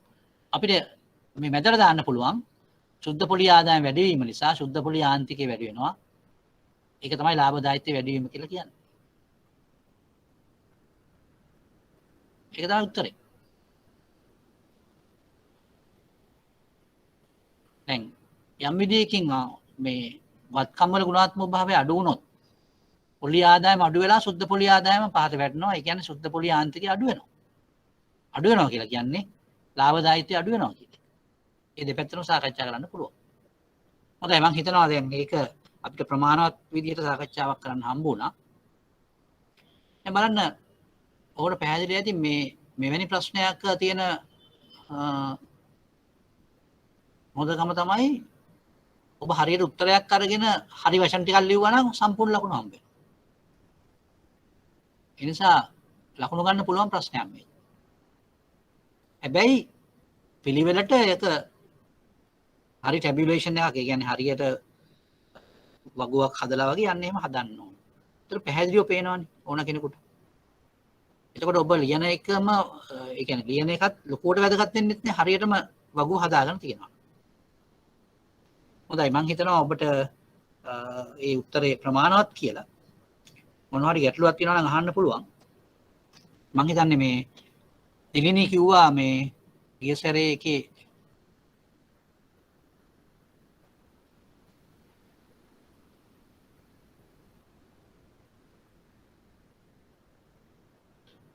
දිලිනීගේ උත්තරයක් තියෙනවා. ඒ උත්තරේ සෑහෙන හොඳයි. අක්‍රමික ණය සඳහා වෙන් කිරීමට සිදුවීමෙන් බැංකුවේ පිරිවැය වැඩි වෙනවා. ඒක හරි. ඒකත් හරි. ඒකෙනුත් ලාභදායීත්වයේ බලපෑමක් ඇති කරනවා. ඒක තමයි පිරිවැය පැත්ත. දැන් අපි ඉස්සෙල්ලා අපි කතා කරේ පොලි ආදායම අඩු වීම පැත්ත. ඒ කියන්නේ ණය අක්‍රමික වෙනකොට ඒ ණය වලින් අය වෙන්න ඕනේ පොලි අය වෙන්නේ නැහැනේ. ඒක පොලි ආදායම අඩු වෙනවා. ඊළඟට අපි වෙන් කිරීමක් කරනකොට තවත් පිරිවැය වැඩි වෙනවා අපිට. එතකොට තවත් ඒක බලපෑමක් ඇති කරන ලාභදායීත්වයට. එතකොට මේ දිලිනී කතාවෙත් ඒකත් ගන්න පුළුවන් අපිට. අපිට ඇත්තට ওই දෙකම කියන්න පුළුවන්. දෙකම කියන්න පුළුවන්. දෙකම කිව්වොත් තමයි හොඳ.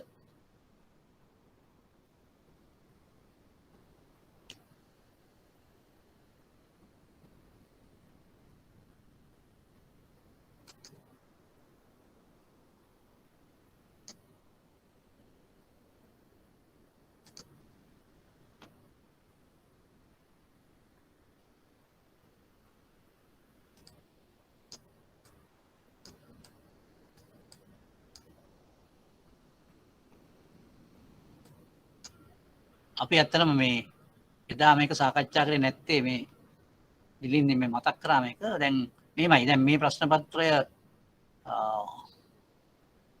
තමයි 2021 ජනවාරි ප්‍රශ්නේ ජනවාරි පරීක්ෂණය මේක 2020 මාර්තු සඳහා තිබිච්ච ප්‍රශ්නය. එතකොට ප්‍රශ්න පත්‍රය. එතකොට නමුත් දැන් මම බලාපොරොත්තු වෙනවා මේක සාකච්ඡා නොකරන්න. මොකද හේතුව දැන් මේක ඇවිල්ලා දැන් ඊළඟ ඔබට තවත් පාඩම් කීපයක් තියෙනවා. ඒ කියන්නේ ඒක වෙනත් දේශක මහත්මයෙක් විසින් කරන්නේ. එතකොට මම හිතනවා ඒක මම ඉතිරි කරන්නම් ඒ මහත්මයාට උත්තර දෙන්න. මොකද එම ප්‍රධාන කොටසට අදාළ විෂය කරුණු සාකච්ඡා කරන්නේ මේ මහත්මයා නිසා. අත්වෙනි ප්‍රශ්නේ විශේෂයෙන්ම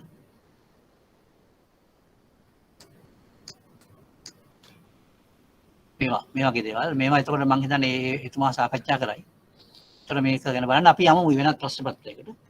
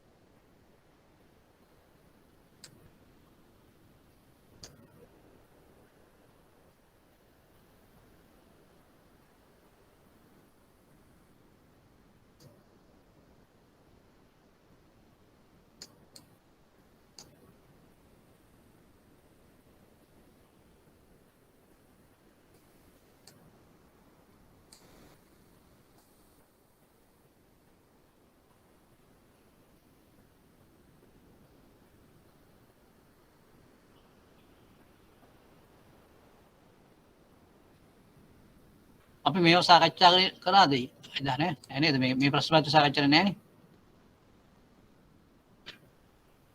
මූල්‍ය අතරමැදිකරණයේ නිරත වෙමින් බැංකු කරන අංශයේ ආර්ථිකය තුළ ප්‍රධාන භූමිකාවක නිරත වී සිටී. මේ අනුව බැංකු කරන අංශයේ ස්ථායී වූ පැවැත්ම ඕනෑම රටක ආර්ථිකයේ ස්ථාවරත්වය පිණිස වැදගත් වේ. මූල්‍ය අතරමැදිකරණ ක්‍රියාවලිය සහ එම මූල්‍ය අතරමැදි ක්‍රියාවලියේ බැංකුවල කාර්යභාරය සැකෙවින් පැහැදිලි කරන්න. දැන් මූල්‍ය අතරමැදිකරණ ක්‍රියාවලිය. හොඳයි. දැන් කියන්න බලන්න මේ මූල්‍ය අතරමැදිකරණ ක්‍රියාවලිය කියලා කියන්නේ අපි කෙටියෙන් කියනවා නම් අරමුදල් අතිරික්ත ඒකකවල සිට හිඟ ඒකක කරා ගලා යාමට සැලැස්වීම. අතරමැදිය අතුලින් බැංකුව අතර අතරමැදිය. ඔක තමයි අතරමැදිකරණ ක්‍රියාවලිය කියලා කියන්නේ. එතකොට මේ ක්‍රියාවලිය කොහොමද මෙහෙ වෙන්නේ? අන්න ඒකයි මෙතන කියන්න ඕන කාර්යභාරය සැකෙමින් පැහැදිලි කරන්න කියන්නේ ඒකයි. ඒතර කියන්න බලන්න. එතකොට මේ අතරමැදිකරණ ක්‍රියාවලිය එක පැත්තක් තමයි අතිරික්ත ඒකක වල ඉඳන් මුදල් එන එක. ඊළඟට හිඟ ඒකක වල මුදල් දෙන එක තමයි අනිත් එක. එතකොට මොකද්ද මේ දෙක? බැංකු කරන කටයුතුත් එක්ක සංසන්දනය කරා මොනවද එතන වෙන්නේ? අන්න ඒකයි ලියන්න ඕන. කාර්යභාරය කියන්නේ ඒකයි. ඒතර ඇත්තටම මොකද්ද කියන්න බලන්න ලියන්න බලන්න. ඒක ප්‍රධාන ඒ කියන්නේ බැංකුවක් සිදු කරන ප්‍රධාන කාර්යයන් දෙකක් මෙතනින් පෙන්නනවා. ඒ කාර්යයන් දෙක කියලා ඒ කාර්යයන් දෙක ඉෂ්ට කරගන්න බැංකුව කොහොමද කටයුතු කරන්න කියන එක විස්තර කරාම මේකට උත්තරය ලැබෙනවා.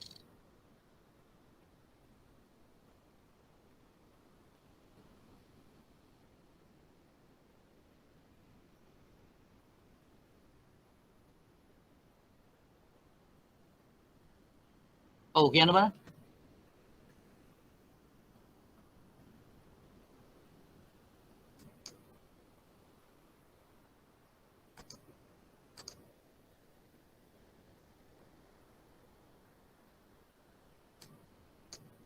දැන් අපි යනවා අර අලුතෙන් ආපු එකේ දෙවෙනි ප්‍රශ්නෙට.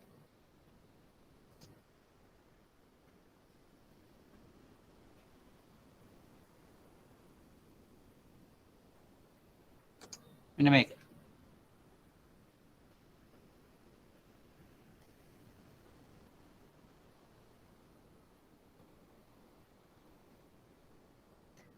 මූල්‍ය අතරමැදිකරණ ක්‍රියාවලිය සහ එම මූල්‍ය අතරමැදි ක්‍රියාවලියලා බැංකුවල කාර්යභාරය සැකෙමින් පැහැදිලි කරන්න. දැන් මම මේ පොඩි දෙයක් අහන්න දැන් මේකට උත්තර දෙන්න ඉස්සෙල්ලා මේ දැන් අතරමැදිකරණ ක්‍රියාවලිය කියලා කියන්නේ දැන් පැති දෙකක් තියෙනවා. එක පැත්තක් තමයි අරමුදල් අතිරික්ත ඒකකවල ඉඳන් එන ගලා ඒම. අනිත් පැත්ත තමයි එම ගලාපු අරමුදල් හිඟ ඒකක වලට ලබා දී. ඒතර මේ අරමුදල් අතිරික්ත ඒකක වලින් ගලා ඒම කියන එක කොහොමද ඇක්ටිවේට් කරන්නේ? සක්‍රිය කරන්නේ? අන්න එක පැත්තක්. අනිත් පැත්ත තමයි හිඟ ඒකක වලට මේව ලබා දෙනවා කියන එක කොහොමද ඇක්ටිවේට් කරන්නේ? අන්න ওই ටික තමයි අපි කියන්නේ. ඒක තමයි කාර්යභාරය කියන්නේ ඒකයි.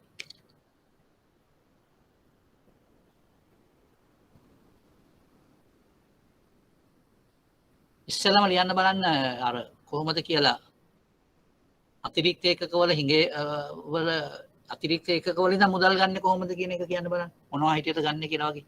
අන්න ඒක තමයි උතන විස්තර කරන්න තියෙන්නේ.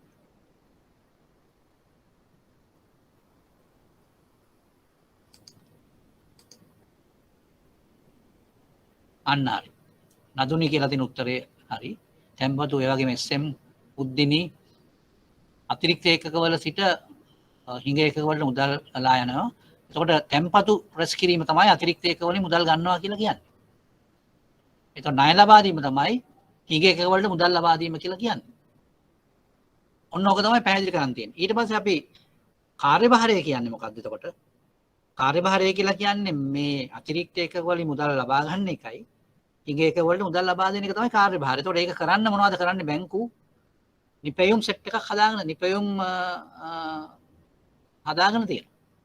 ඒ නිපැයුම් තමයි නොඑක් ආකාරයේ තැන්පත් වර්ග තැන්පතු ඒකරාශීකරණය සඳහා යොදවනවා. ඒකට අලෙවි කරන උපක්‍රම යොදනවා. තැන්පතු ඒකරාශී කිරීම සඳහා. මේ තැන්පතු ඒකරාශීකරණයේදී බැංකුව බලාපොරොත්තු වෙන්නේ මොකද්ද? ඉතාමත්ම වැඩිම වශයෙන් අඩු පිරිවැය සහිත අරමුදල් රැස් කිරීම තමයි බැංකුව බලාපොරොත්තු වෙන්නේ. අනිවාර්යෙන් බැංකුව වලට ඒ හැකියාව තියෙනවා. එතකොට මොකද්ද අපි එකකින් කියන්නේ අර මැචුරිටි ට්‍රාන්ස්ෆෝමේෂන් කියන එක පරිණති පරිවර්තනයක් වෙනවා එතනදී. ඉතින් මේ පරිණති පරිවර්තනය තුළින් ණය මුදල් ලබා දීමට හැකියාවක් ඇති වෙනවා. ඔව්. ගකිත කියන්න බලන්න මොකද්ද ප්‍රශ්නේ?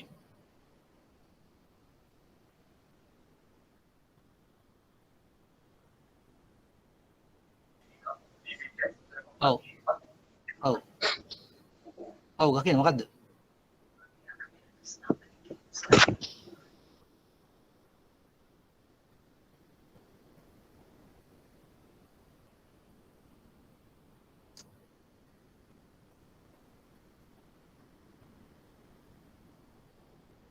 ඔව් කියන්න.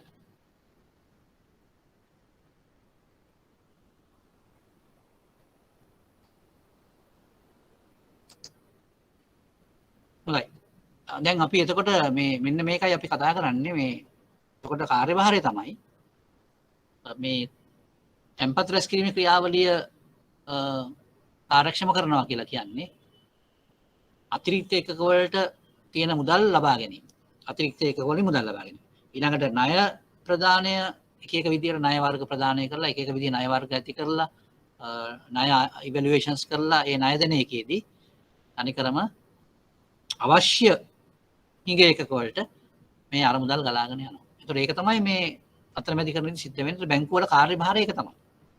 බැංකුව වල කාර්යභාරය තමයි හිඟ එකක වලින් මුදල් ලබාගෙන තැන්පතු හැටියට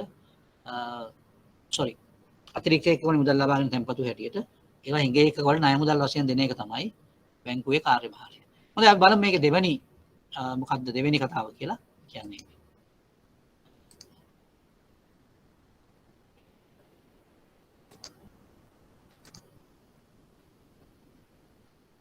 ආර්ථිකයට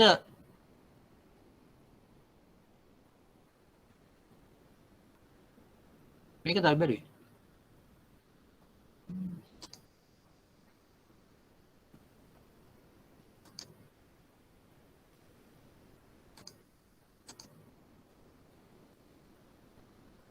ඔව්.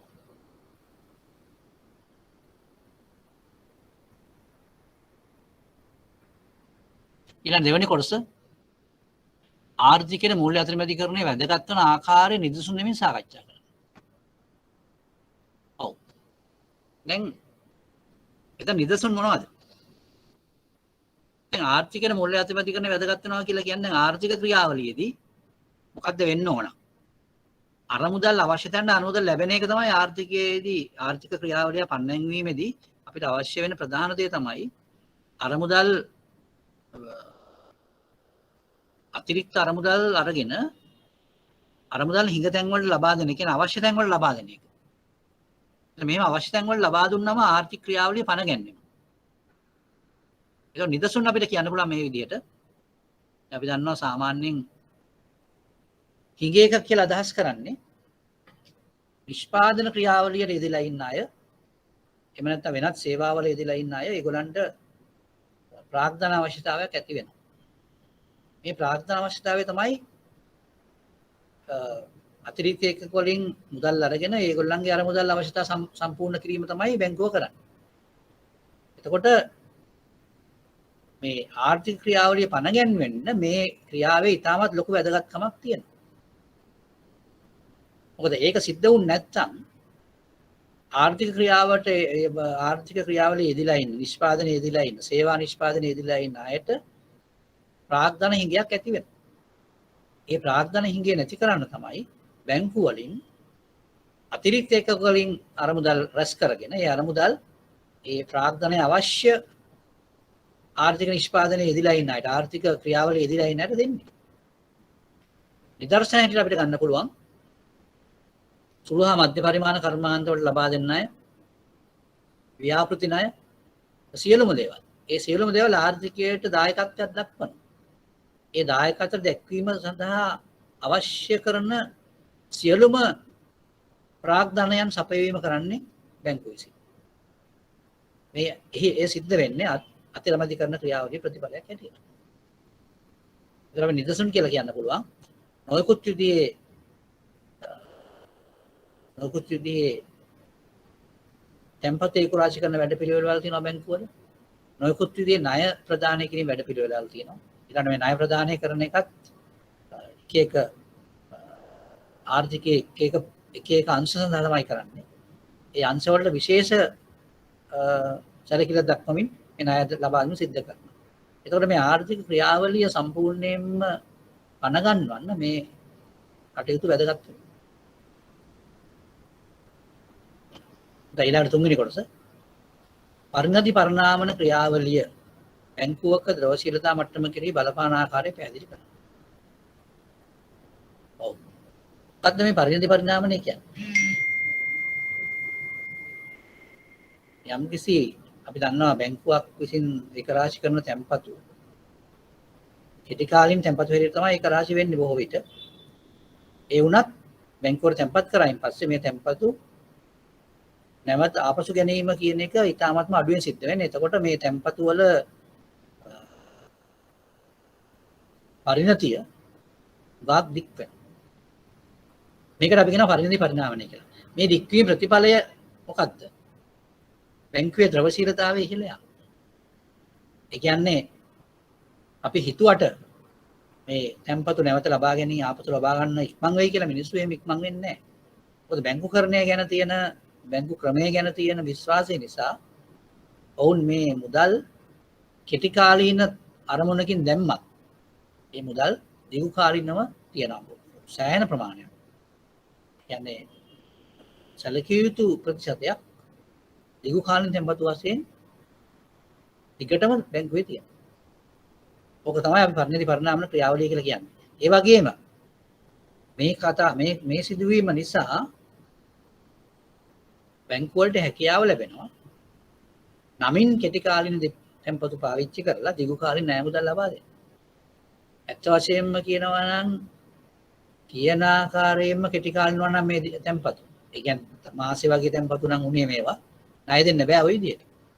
ණය දෙන්න පුළුවන් වෙලා තියෙන්නේ කෙටි කාලින තැන්පතු කියලා මිනිස්සු හිතුවට ඒවා කෙටි කාලින තැන්පතු නෙමෙයි. ඒවා බැංකුවට දැම්මට පස්සේ දීර්ඝ කාලින තැන්පතු වලටපත් වෙනවා. ඒ කියන්නේ ඉතාමත්ම සුළු ප්‍රමාණයක් තමයි මේ මිනිස්සු ආපසු ලබා ගන්න තැන්පතු කරාට පස්සේ. ඒතර ওই පරිණති පරිණාමන ක්‍රියාවලිය නිසා තමයි බැංකුවල ද්‍රවශීලතා මට්ටම ඉහළ යන්නේ. යම් විදියකින් බැංකු ක්‍රමය පිළිබඳ අවිශ්වාසයක් ඇති වෙලා මිනිස්සු නිතර මුදල් ආපසු ගැනීම ගැන කල්පනා කරනවා. අපේ මුදල් පරිස්සම් නැහැ කියලා වගේ හිතුවොත් සැකයක් ඇති වුණොත් අනිවාර්යයෙන් මේ පරිණති පරිණාමන ක්‍රියාවලියට බාධා ඇති වෙනවා. එහි ප්‍රතිඵලය වෙන්නේ මොකද්ද? බැංකුවේ ද්‍රවශීලතාවය පල්ලෙහාට යන්නේ. ඔය ලෝක තමයි පැහැදිලි කරන්න තියෙන්නේ.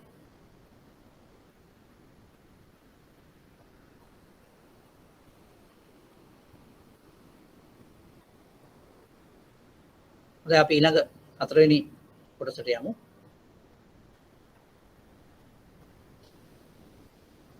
බැංකුව කඩා වැටීම වෙනත් ඕනෑම ආයතනයක කඩා වැටීමට වඩා ආර්ථිකයට බලපෑම් ඇති කරනවා. මේකට ඔබ එකඟ වන්නේ. ඊටතර පැහැදිලි කරන්න.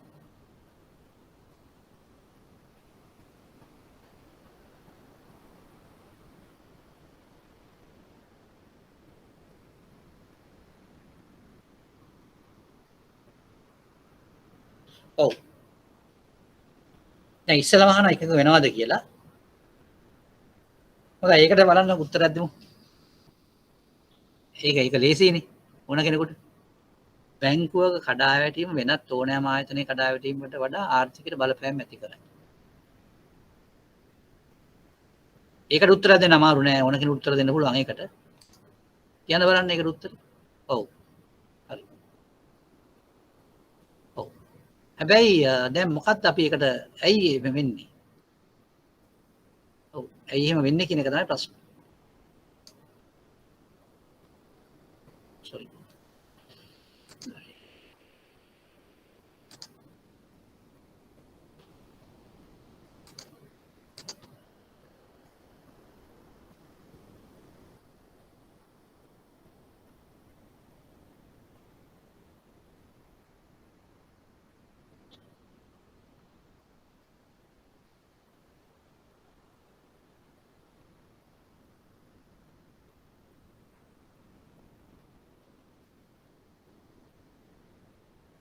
ඔව් දැන් මෙහෙම වෙන්නේ මොකද? වෙනත් ඕනෑම ආයතනයක කඩාවැටීමකට වඩා.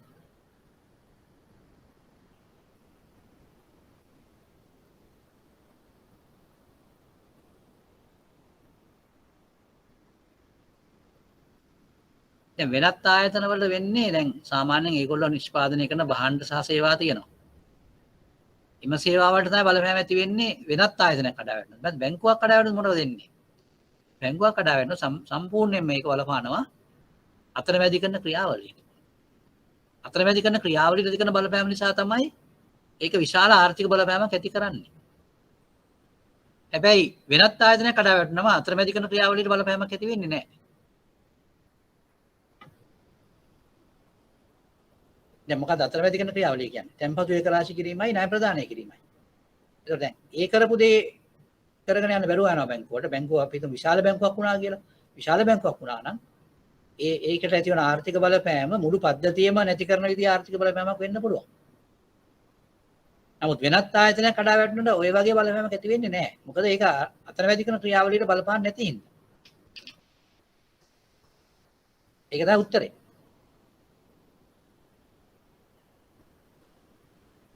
බැංකුවක් කඩා වැටෙනවා කියලා කියන්නේ අතරමැදි කරන ක්‍රියාවලියට කෙලින්ම බලපානවා. දැන් මෙහෙමයි. සමහර බැංකු තියෙනවා මේ ඊටාත්ම කුඩා පරිමාණයේ බැංකු. එවැනි බැංකුවක බිඳ වැටීම ආර්ථික බලපෑමක් ඇති කරනවා තමයි. හැබැයි ඒ බලපෑම ඒ තරම් විශාල විදිහට පේන්නේ නැහැ. මොකද මේ බැංකුව කුඩා හින්දා. ඒත් වෙනත් ආයතනයකට වඩා බලපෑම හොඳටම වැඩි.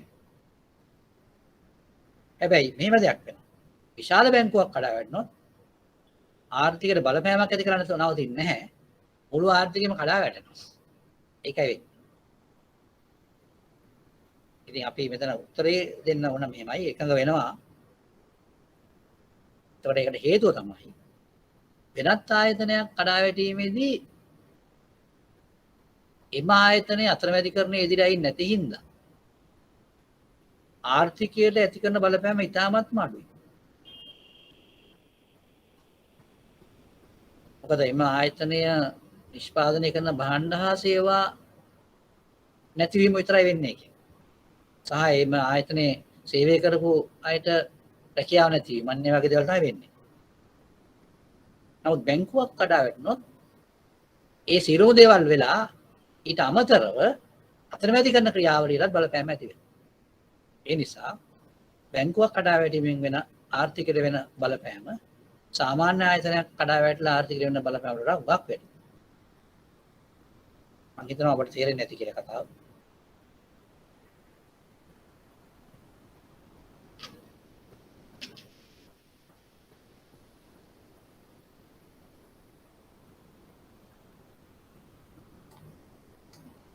අපි මේක කතා කරා වගේ මට මතක.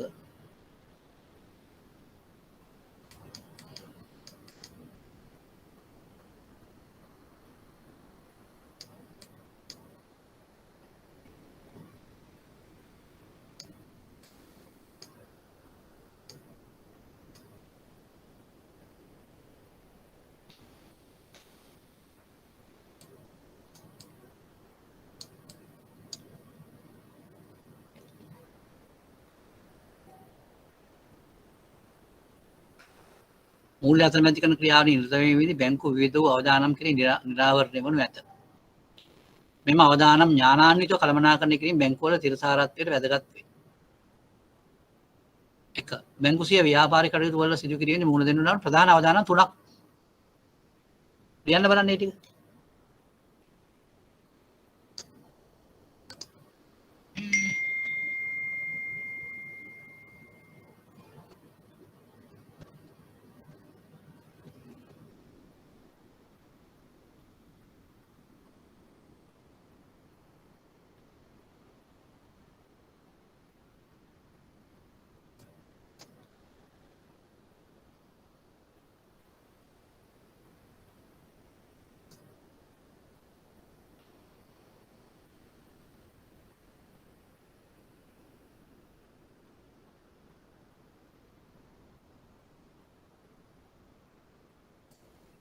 ප්‍රධාන අවදානම් 3ක්.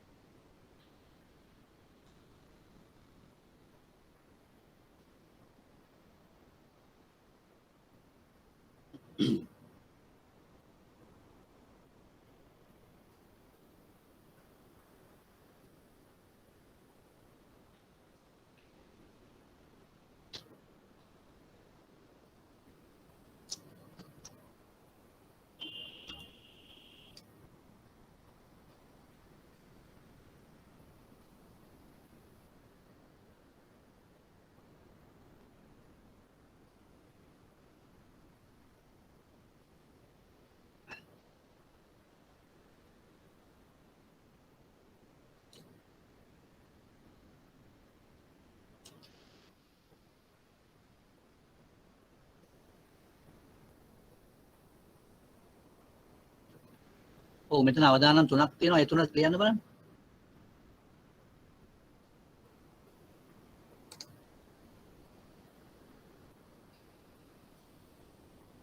ඔව් වෙළඳපොළ අවදානම, ණය අවදානම සහ මෙහෙයුම් අවදානම. දැන් මේක ලියනකොට දැන් අවදානම් 3යි අහලා තියෙන්නේ. තවත් ඕනනම් අපිට පුළුවන් ද්‍රවශීලතා අවදානමක් මෙතන දාන්න පුළුවන්. 3ක් නේ අහලා ඉන්නේ. 3ක් කිව්වම ඇති. හැබැයි මේක ලියනකොට ඔයගොල්ලන් මේකේ පිළිවෙල ගැන පොඩ්ඩක් කල්පනා කරන්න. ඉස්සෙල්ලාම ලියන්න ණය අවදානම කියන එක. ඊළඟට වෙළඳපොළ අවදානම සහ මෙහෙයුම් අවදානම ප්‍රශ්නයක් නැහැ. ඒ දෙක නම් කොහොම ලියුවත් කමක් නැහැ. මුලින්ම ණය අවදානම. හරියට කියනවා නම් අපි ඉස්සෙල්ලාම ලියන්න ඕන ද්‍රවශීලතා අවදානම. ඒ කියන්නේ ඒකේ බරපතලකම අනුව ලියනවා. ද්‍රවශීලතා අවදානම, ණය අවදානම, වෙළඳපොළ අවදානම සහ මෙහෙයුම් අවදානම. මේ විදිහට තමයි එන්න ඕන. කමක් නැහැ. දැන් 3ක් ලියලා තියෙනවානේ. දැන් ඒක පොඩ්ඩක් විස්තර කරන්න කියලාත් කියනවා. ඒතර වෙළඳපොළ අවදානම කියන්නේ මොකක්ද? වෙළඳපොළ අවදානම කියන්නේ වෙළඳපොළ පාරාමිතිකයන්. ඒ කියන්නේ පොලී අනුපාත, මිල, ඒ වගේම ස්ටොක් කියන්නේ කොටස් මිල සහ විනිමය අනුපාත වල ඉහළ පහළ යාම නිසා විය හැකි අලාභ වලින් ඇතිවන අවදානම තමයි අපි වෙළඳපොළ අවදානම කියලා කියන්නේ. ණය අවදානම කියන්නේ මොකද්ද? කිසියම් ණය ගිවිසුමක අඩවීම නිසා සිදුවිය හැකි අලාභ වලින් වන අවදානම තමයි ණය අවදානම කියන්නේ. එහෙම නැත්නම් නොගෙවීමේ අවදානම. ණය නොගෙවීමේ අවදානම. මෙහෙයුම් අවදානම කියලා කියන්නේ අසාර්ථක මෙහෙයුම් ක්‍රියාවලිය, අසාර්ථක පද්ධති සහ අසාර්ථක මානව ක්‍රියාකාරකම් හෝ බාහිර කරුණු වලින් සිදුවන අලාභ නිසා ඇතිවන අවදානම. ඒ වගේ පොඩි විස්තරයක් අපිට කියන්න පුළුවන්කම දෙන්න මේ අවදානම් වර්ග 3 ගැනම. දැන් මේවා ඔක්කොම ඔබලා දීලා තියෙන අර ප්‍රසන්ටේෂන්ස් වල තියෙනවා. එතකොට ඒ ටික ගැන බලන්න තමයි අවශ්‍ය වෙන්නේ. දැන් මම අන්තිම වෙලාවේ මම පොඩ්ඩක් ඔබට කියන්නම් මේ දැන් ඉදිරියේදී ඔබ කොහොමද විභාගය සඳහා සූදානම් වෙන්න ඕන කියලා. දැන් අපි මෙච්චර වෙලා කරපු දේවල් වලින් අපි හැම ඉගෙන ගත්ත හැම දෙයක්ම වගේ ප්‍රශ්න සාකච්ඡා කරා. සාකච්ඡා කරමු නැති කොටසක් නැහැ වගේ. හැබැයි මම එක දෙයක් කියනවා දැන් ඔබට පුළුවන් වෙන්න ඕන මේ තියෙන ප්‍රශ්න පත්‍ර වෙන වෙනම අරගෙන ඒවා කින්න එක අරගෙන බලන්න උත්තර දෙන්න පුළුවන්ද කියලා. දැන් උත්තර දෙන්න කිසියම් අපහසුතාවයක් තියෙනවා නම් ඔබ බලන්න දීලා තියෙන සියලුම ප්‍රසන්ටේෂන්ස්. ඒ ප්‍රසන්ටේෂන්ස් දිහා බැලුවම ඒකට ඕන කරන තොරතුරු ලැබෙයි. ඒ නිසා ඔය අපි දැන් සමහරක් වෙලාවට අපි සාකච්ඡා කරපු ප්‍රශ්න පවා ඔබට පුළුවන් නම් නැවත නැවතත් බැලුවොත් කමක් නැහැ. ඒ කියන්නේ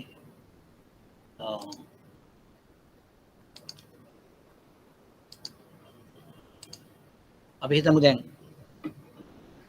ඔබට කියනවා කියලා මොකක්ද ප්‍රශ්නෙකට උත්තර දෙන්න. ඒකට උත්තරේ දන්නේ නැහැ කියලා වගේ හිතනවා නම් ඔබට පුළුවන් අර මම ඉදිරිපත් කරලා තියෙන ප්‍රසන්ටේෂන්ස් අරගෙන එකින් එක ගිහිල්ලා බලන්න ඒකේ තියෙන අදාළ කාරණාවල් මොනවද කියලා තියෙන්නේ කියලා. එහෙම උත්තර දෙන්න පුළුවන් වෙයි. ඒ වගේම දැන් මම තව දෙයක් ඔබට කියනවා. සමහර දේවල් තියෙනවා අපිට මේ යම් යම් කරුණු. ඒවා දිනෙන් දින අප්ඩේට් වෙන ඒවා. ඒ කියන්නේ වෙනස් වෙන ඒවා. ඒවට අපි ඒවා ලබා ගන්න වෙන්නේ අපිට එක ගානක් කියලා හරියන්නේ නැහැ. ඒක වෙනස් වෙනවා. කාලයත් එක්ක වෙනස් වෙන ඒවා තියෙනවා. දැන් උදාහරණයක් හැටියට කියනවා නම් ස්ථාවර තැන්පත් පොලි අනුපාතය කියන එක සහ ණය දෙන අනුපාතය කියන එක. ඒ කියන්නේ 105 සහ 106 කියලා අපි කියන්නේ. දැන් ඕක මූල්‍ය කමිටුව රැස්වීමකට පස්සේ කියන්නේ ශ්‍රී ලංකා මහා බැංකුවේ මූල්‍ය කමිටුව රැස්වීමකට පස්සේ තමයි මාසයකට සැරයක් ඕක වෙනස් කරන්නේ. සමහර මාසවල කියනවා වෙනස් කරන්නේ නැහැ කියලා. දැන් මේ මාසේ මට මතකයි ගිය බ්‍රහස්පතින්දා ඒවා වෙනස් කරන්නේ නැහැ කියලා කිව්වා. ඊළඟ ප්‍රතිපත්තිමය පොලි අනුපාත කියන්නේ. දැන් අන්න ඒ වගේ දේවල් ගැන අපි කොහොමද දැනුම ලබා ගන්නෙ? ඔබට පුළුවන්කම තියෙන්න ඕන. විශේෂයෙන්ම ශ්‍රී ලංකා මහා බැංකුවේ වෙබ් අඩවිය පරිශීලනය කරන්න. ඒකට ගියාම ඒකෙන් ඔය හුඟක් දේවල් අපිට බලා ගන්න පුළුවන්. ඒකේ ඔක්කොම අප්ඩේට් කරලා තියෙන්නේ. කියන්නේ යාවත් කාලීන කරලා තියෙන නිසා ඔබට ඔක්කොම දේවල් බලා ගන්න පුළුවන් හරියටම. මම දෙන උපදේශය තමයි එහෙම ගැටලු තනක් ආවොත් ඔබට පුළුවන් ඒ මහ බැංකුවේ වෙබ් අඩවියට ගිහිල්ලා යම බලා ගන්න. ඒකේ ගොඩාක් දේවල් තියෙනවා. ඉතින් ඒක පොඩ්ඩක් ඒකත් එක්ක පුරුදු වුණා. පරිශීලනය කරන්න පුරුදු වුණාම ඔබට ගොඩාක් තොරතුරු ලබා ගන්න පුළුවන් මේක හරහා. ඉතින් මම හිතනවා දැන් අපිට ඉදිරියට කරන් තියෙන දේවල් තමයි ඒවා. අපේ ඉගෙනීම සම්පූර්ණ වෙනවා. දැන් හැබැයි මම එක දෙයක් මට කරන්න බැරි වුණා ඔය වෙනුවෙන්. මම අනිත් අයට කරපු එක හැබැයි ගිය සැරේ බැච් එකකට මට ඒක කරන්න බැරි වුණා. මම සාමාන්‍යයෙන් ඔය කණ්ඩායම ඔක්කොම එකගෙන යනවා දවසක ශ්‍රී ලංකා මහා බැංකුවේ ක්ලියරින් එක බලන්න. ඒ කියන්නේ ලංකා ක්ලියර් සමාගම බලන්න සහ ඒගොල්ලන් කරන කටයුතු දිහා බලන්න. ඒක මේ සැරේ ඉස්සෙල්ලා සැරේත් කරන්න බැරි වුණා. හැබැයි යම් විදියකින් මේ අවුරුද්ද ඇතුළතදී කොරෝනා තත්ත්වයේ යම්කිසි අඩුවීමක් සිද්ධ වුණොත් මට පුළුවන් වෙයි ඔබ ලංකා ක්‍රියා ආයතනය බලන්න එකගෙන යන්න. එහෙම වුණොත් මම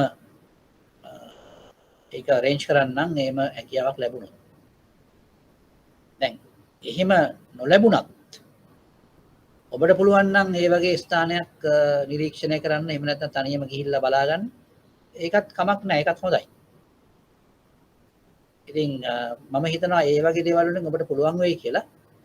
තමන්ගේ දැනුම තවත් දියුණු කරගන්න. දැන් මේ විභාගයක් තියෙන හින්දා සහ විභාගයෙන් සමත් වෙන නිසා මේවා කරාට අපිට වඩාත් වැදගත් වෙන්නේ අපේ රාජකාරී මට්ටමේදී මේවා කොහොමද පාවිච්චි කරන්න කියන එක සහ රාජකාරිය කොහොමද හොඳින් කරන්නේ මේ වගේ දේවල් ඉගෙනගෙන කියන එක. ඒක තමයි වඩාත්ම වැදගත් වෙන්නේ. ඒතකොට මම හිතනවා දැන් මගේ නම් බලාපොරොත්තුව ඒක තමයි.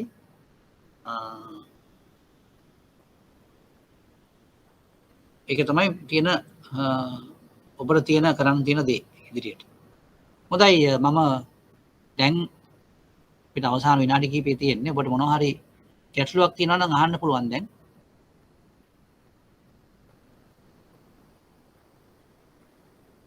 මගේ මොබයිල් නම්බර් එක ඔයගොල්ලෝ දන්නවද?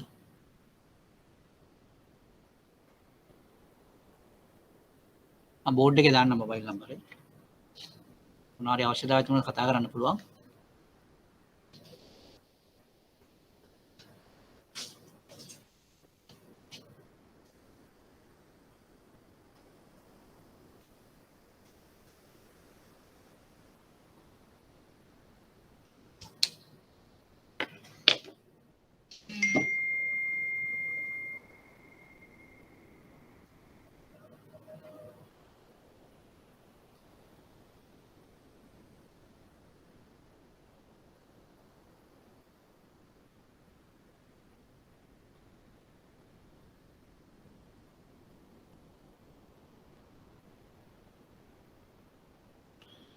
එක්සෑම් එක හැබැයි තාම නම් ඩේට් එකක් කිව්වේ නැහැ. හැබැයි කොහොමත් ඩිසෙම්බර් මේ අවුරුද්ද නෙමෙයි එන අවුරුද්දේ ජනවාරි වගේ වෙයි.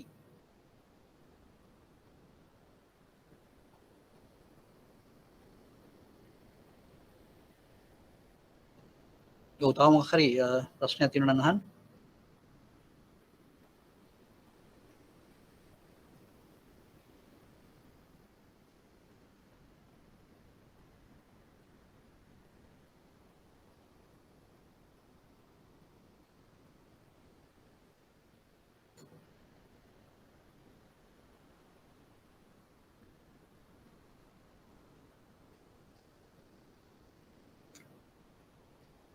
අර වෙබ්සයිට්ස් වලට යන පුරුද්ද ඇති කරගන්න ඕගොල්ලෝ එතකොට ගොඩාක් දේවල් දැනගන්න පුළුවන් ඒකේ.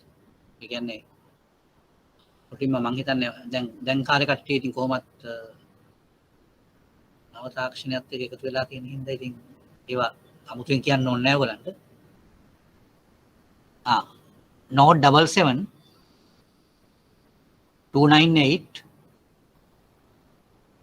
112 077යි 298යි 1112 1112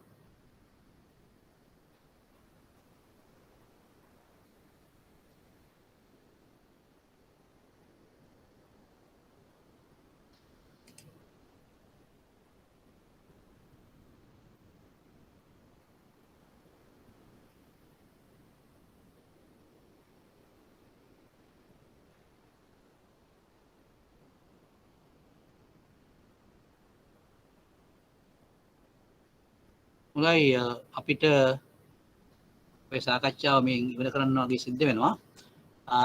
එහෙමනම් අද තමයි අපේ අවසාන සතිವಾರය. හැබැයි තවත් දේශක මහත්මයෙක් ඔබට තවත් කොටස් කීපයක් සම්බන්ධ දේශන ඉදිරිපත් කරයි. මම එනම් ඔබ සියලු දෙනාටම සාර්ථකත්වය ප්‍රාර්ථනා කරන විභාගයේදී මට පේන විදිහට ඔබ සියලු දෙනාටම විභාගේ සමත් වෙන්න පුළුවන්. හැබැයි ඉදිරි මාස දෙක තුන තුලදී තාමත්ම කියන්නේ කල්පනාවෙන් සහ අවධානයෙන් කටයුතු කරන්න. එහෙම කටයුතු කරොත් ඔබට විභාගයේ සමත් වීම අසීරු වෙන්නේ නැහැ. එහෙනම් මම සියලු දෙනාටම ඊ타මත්ම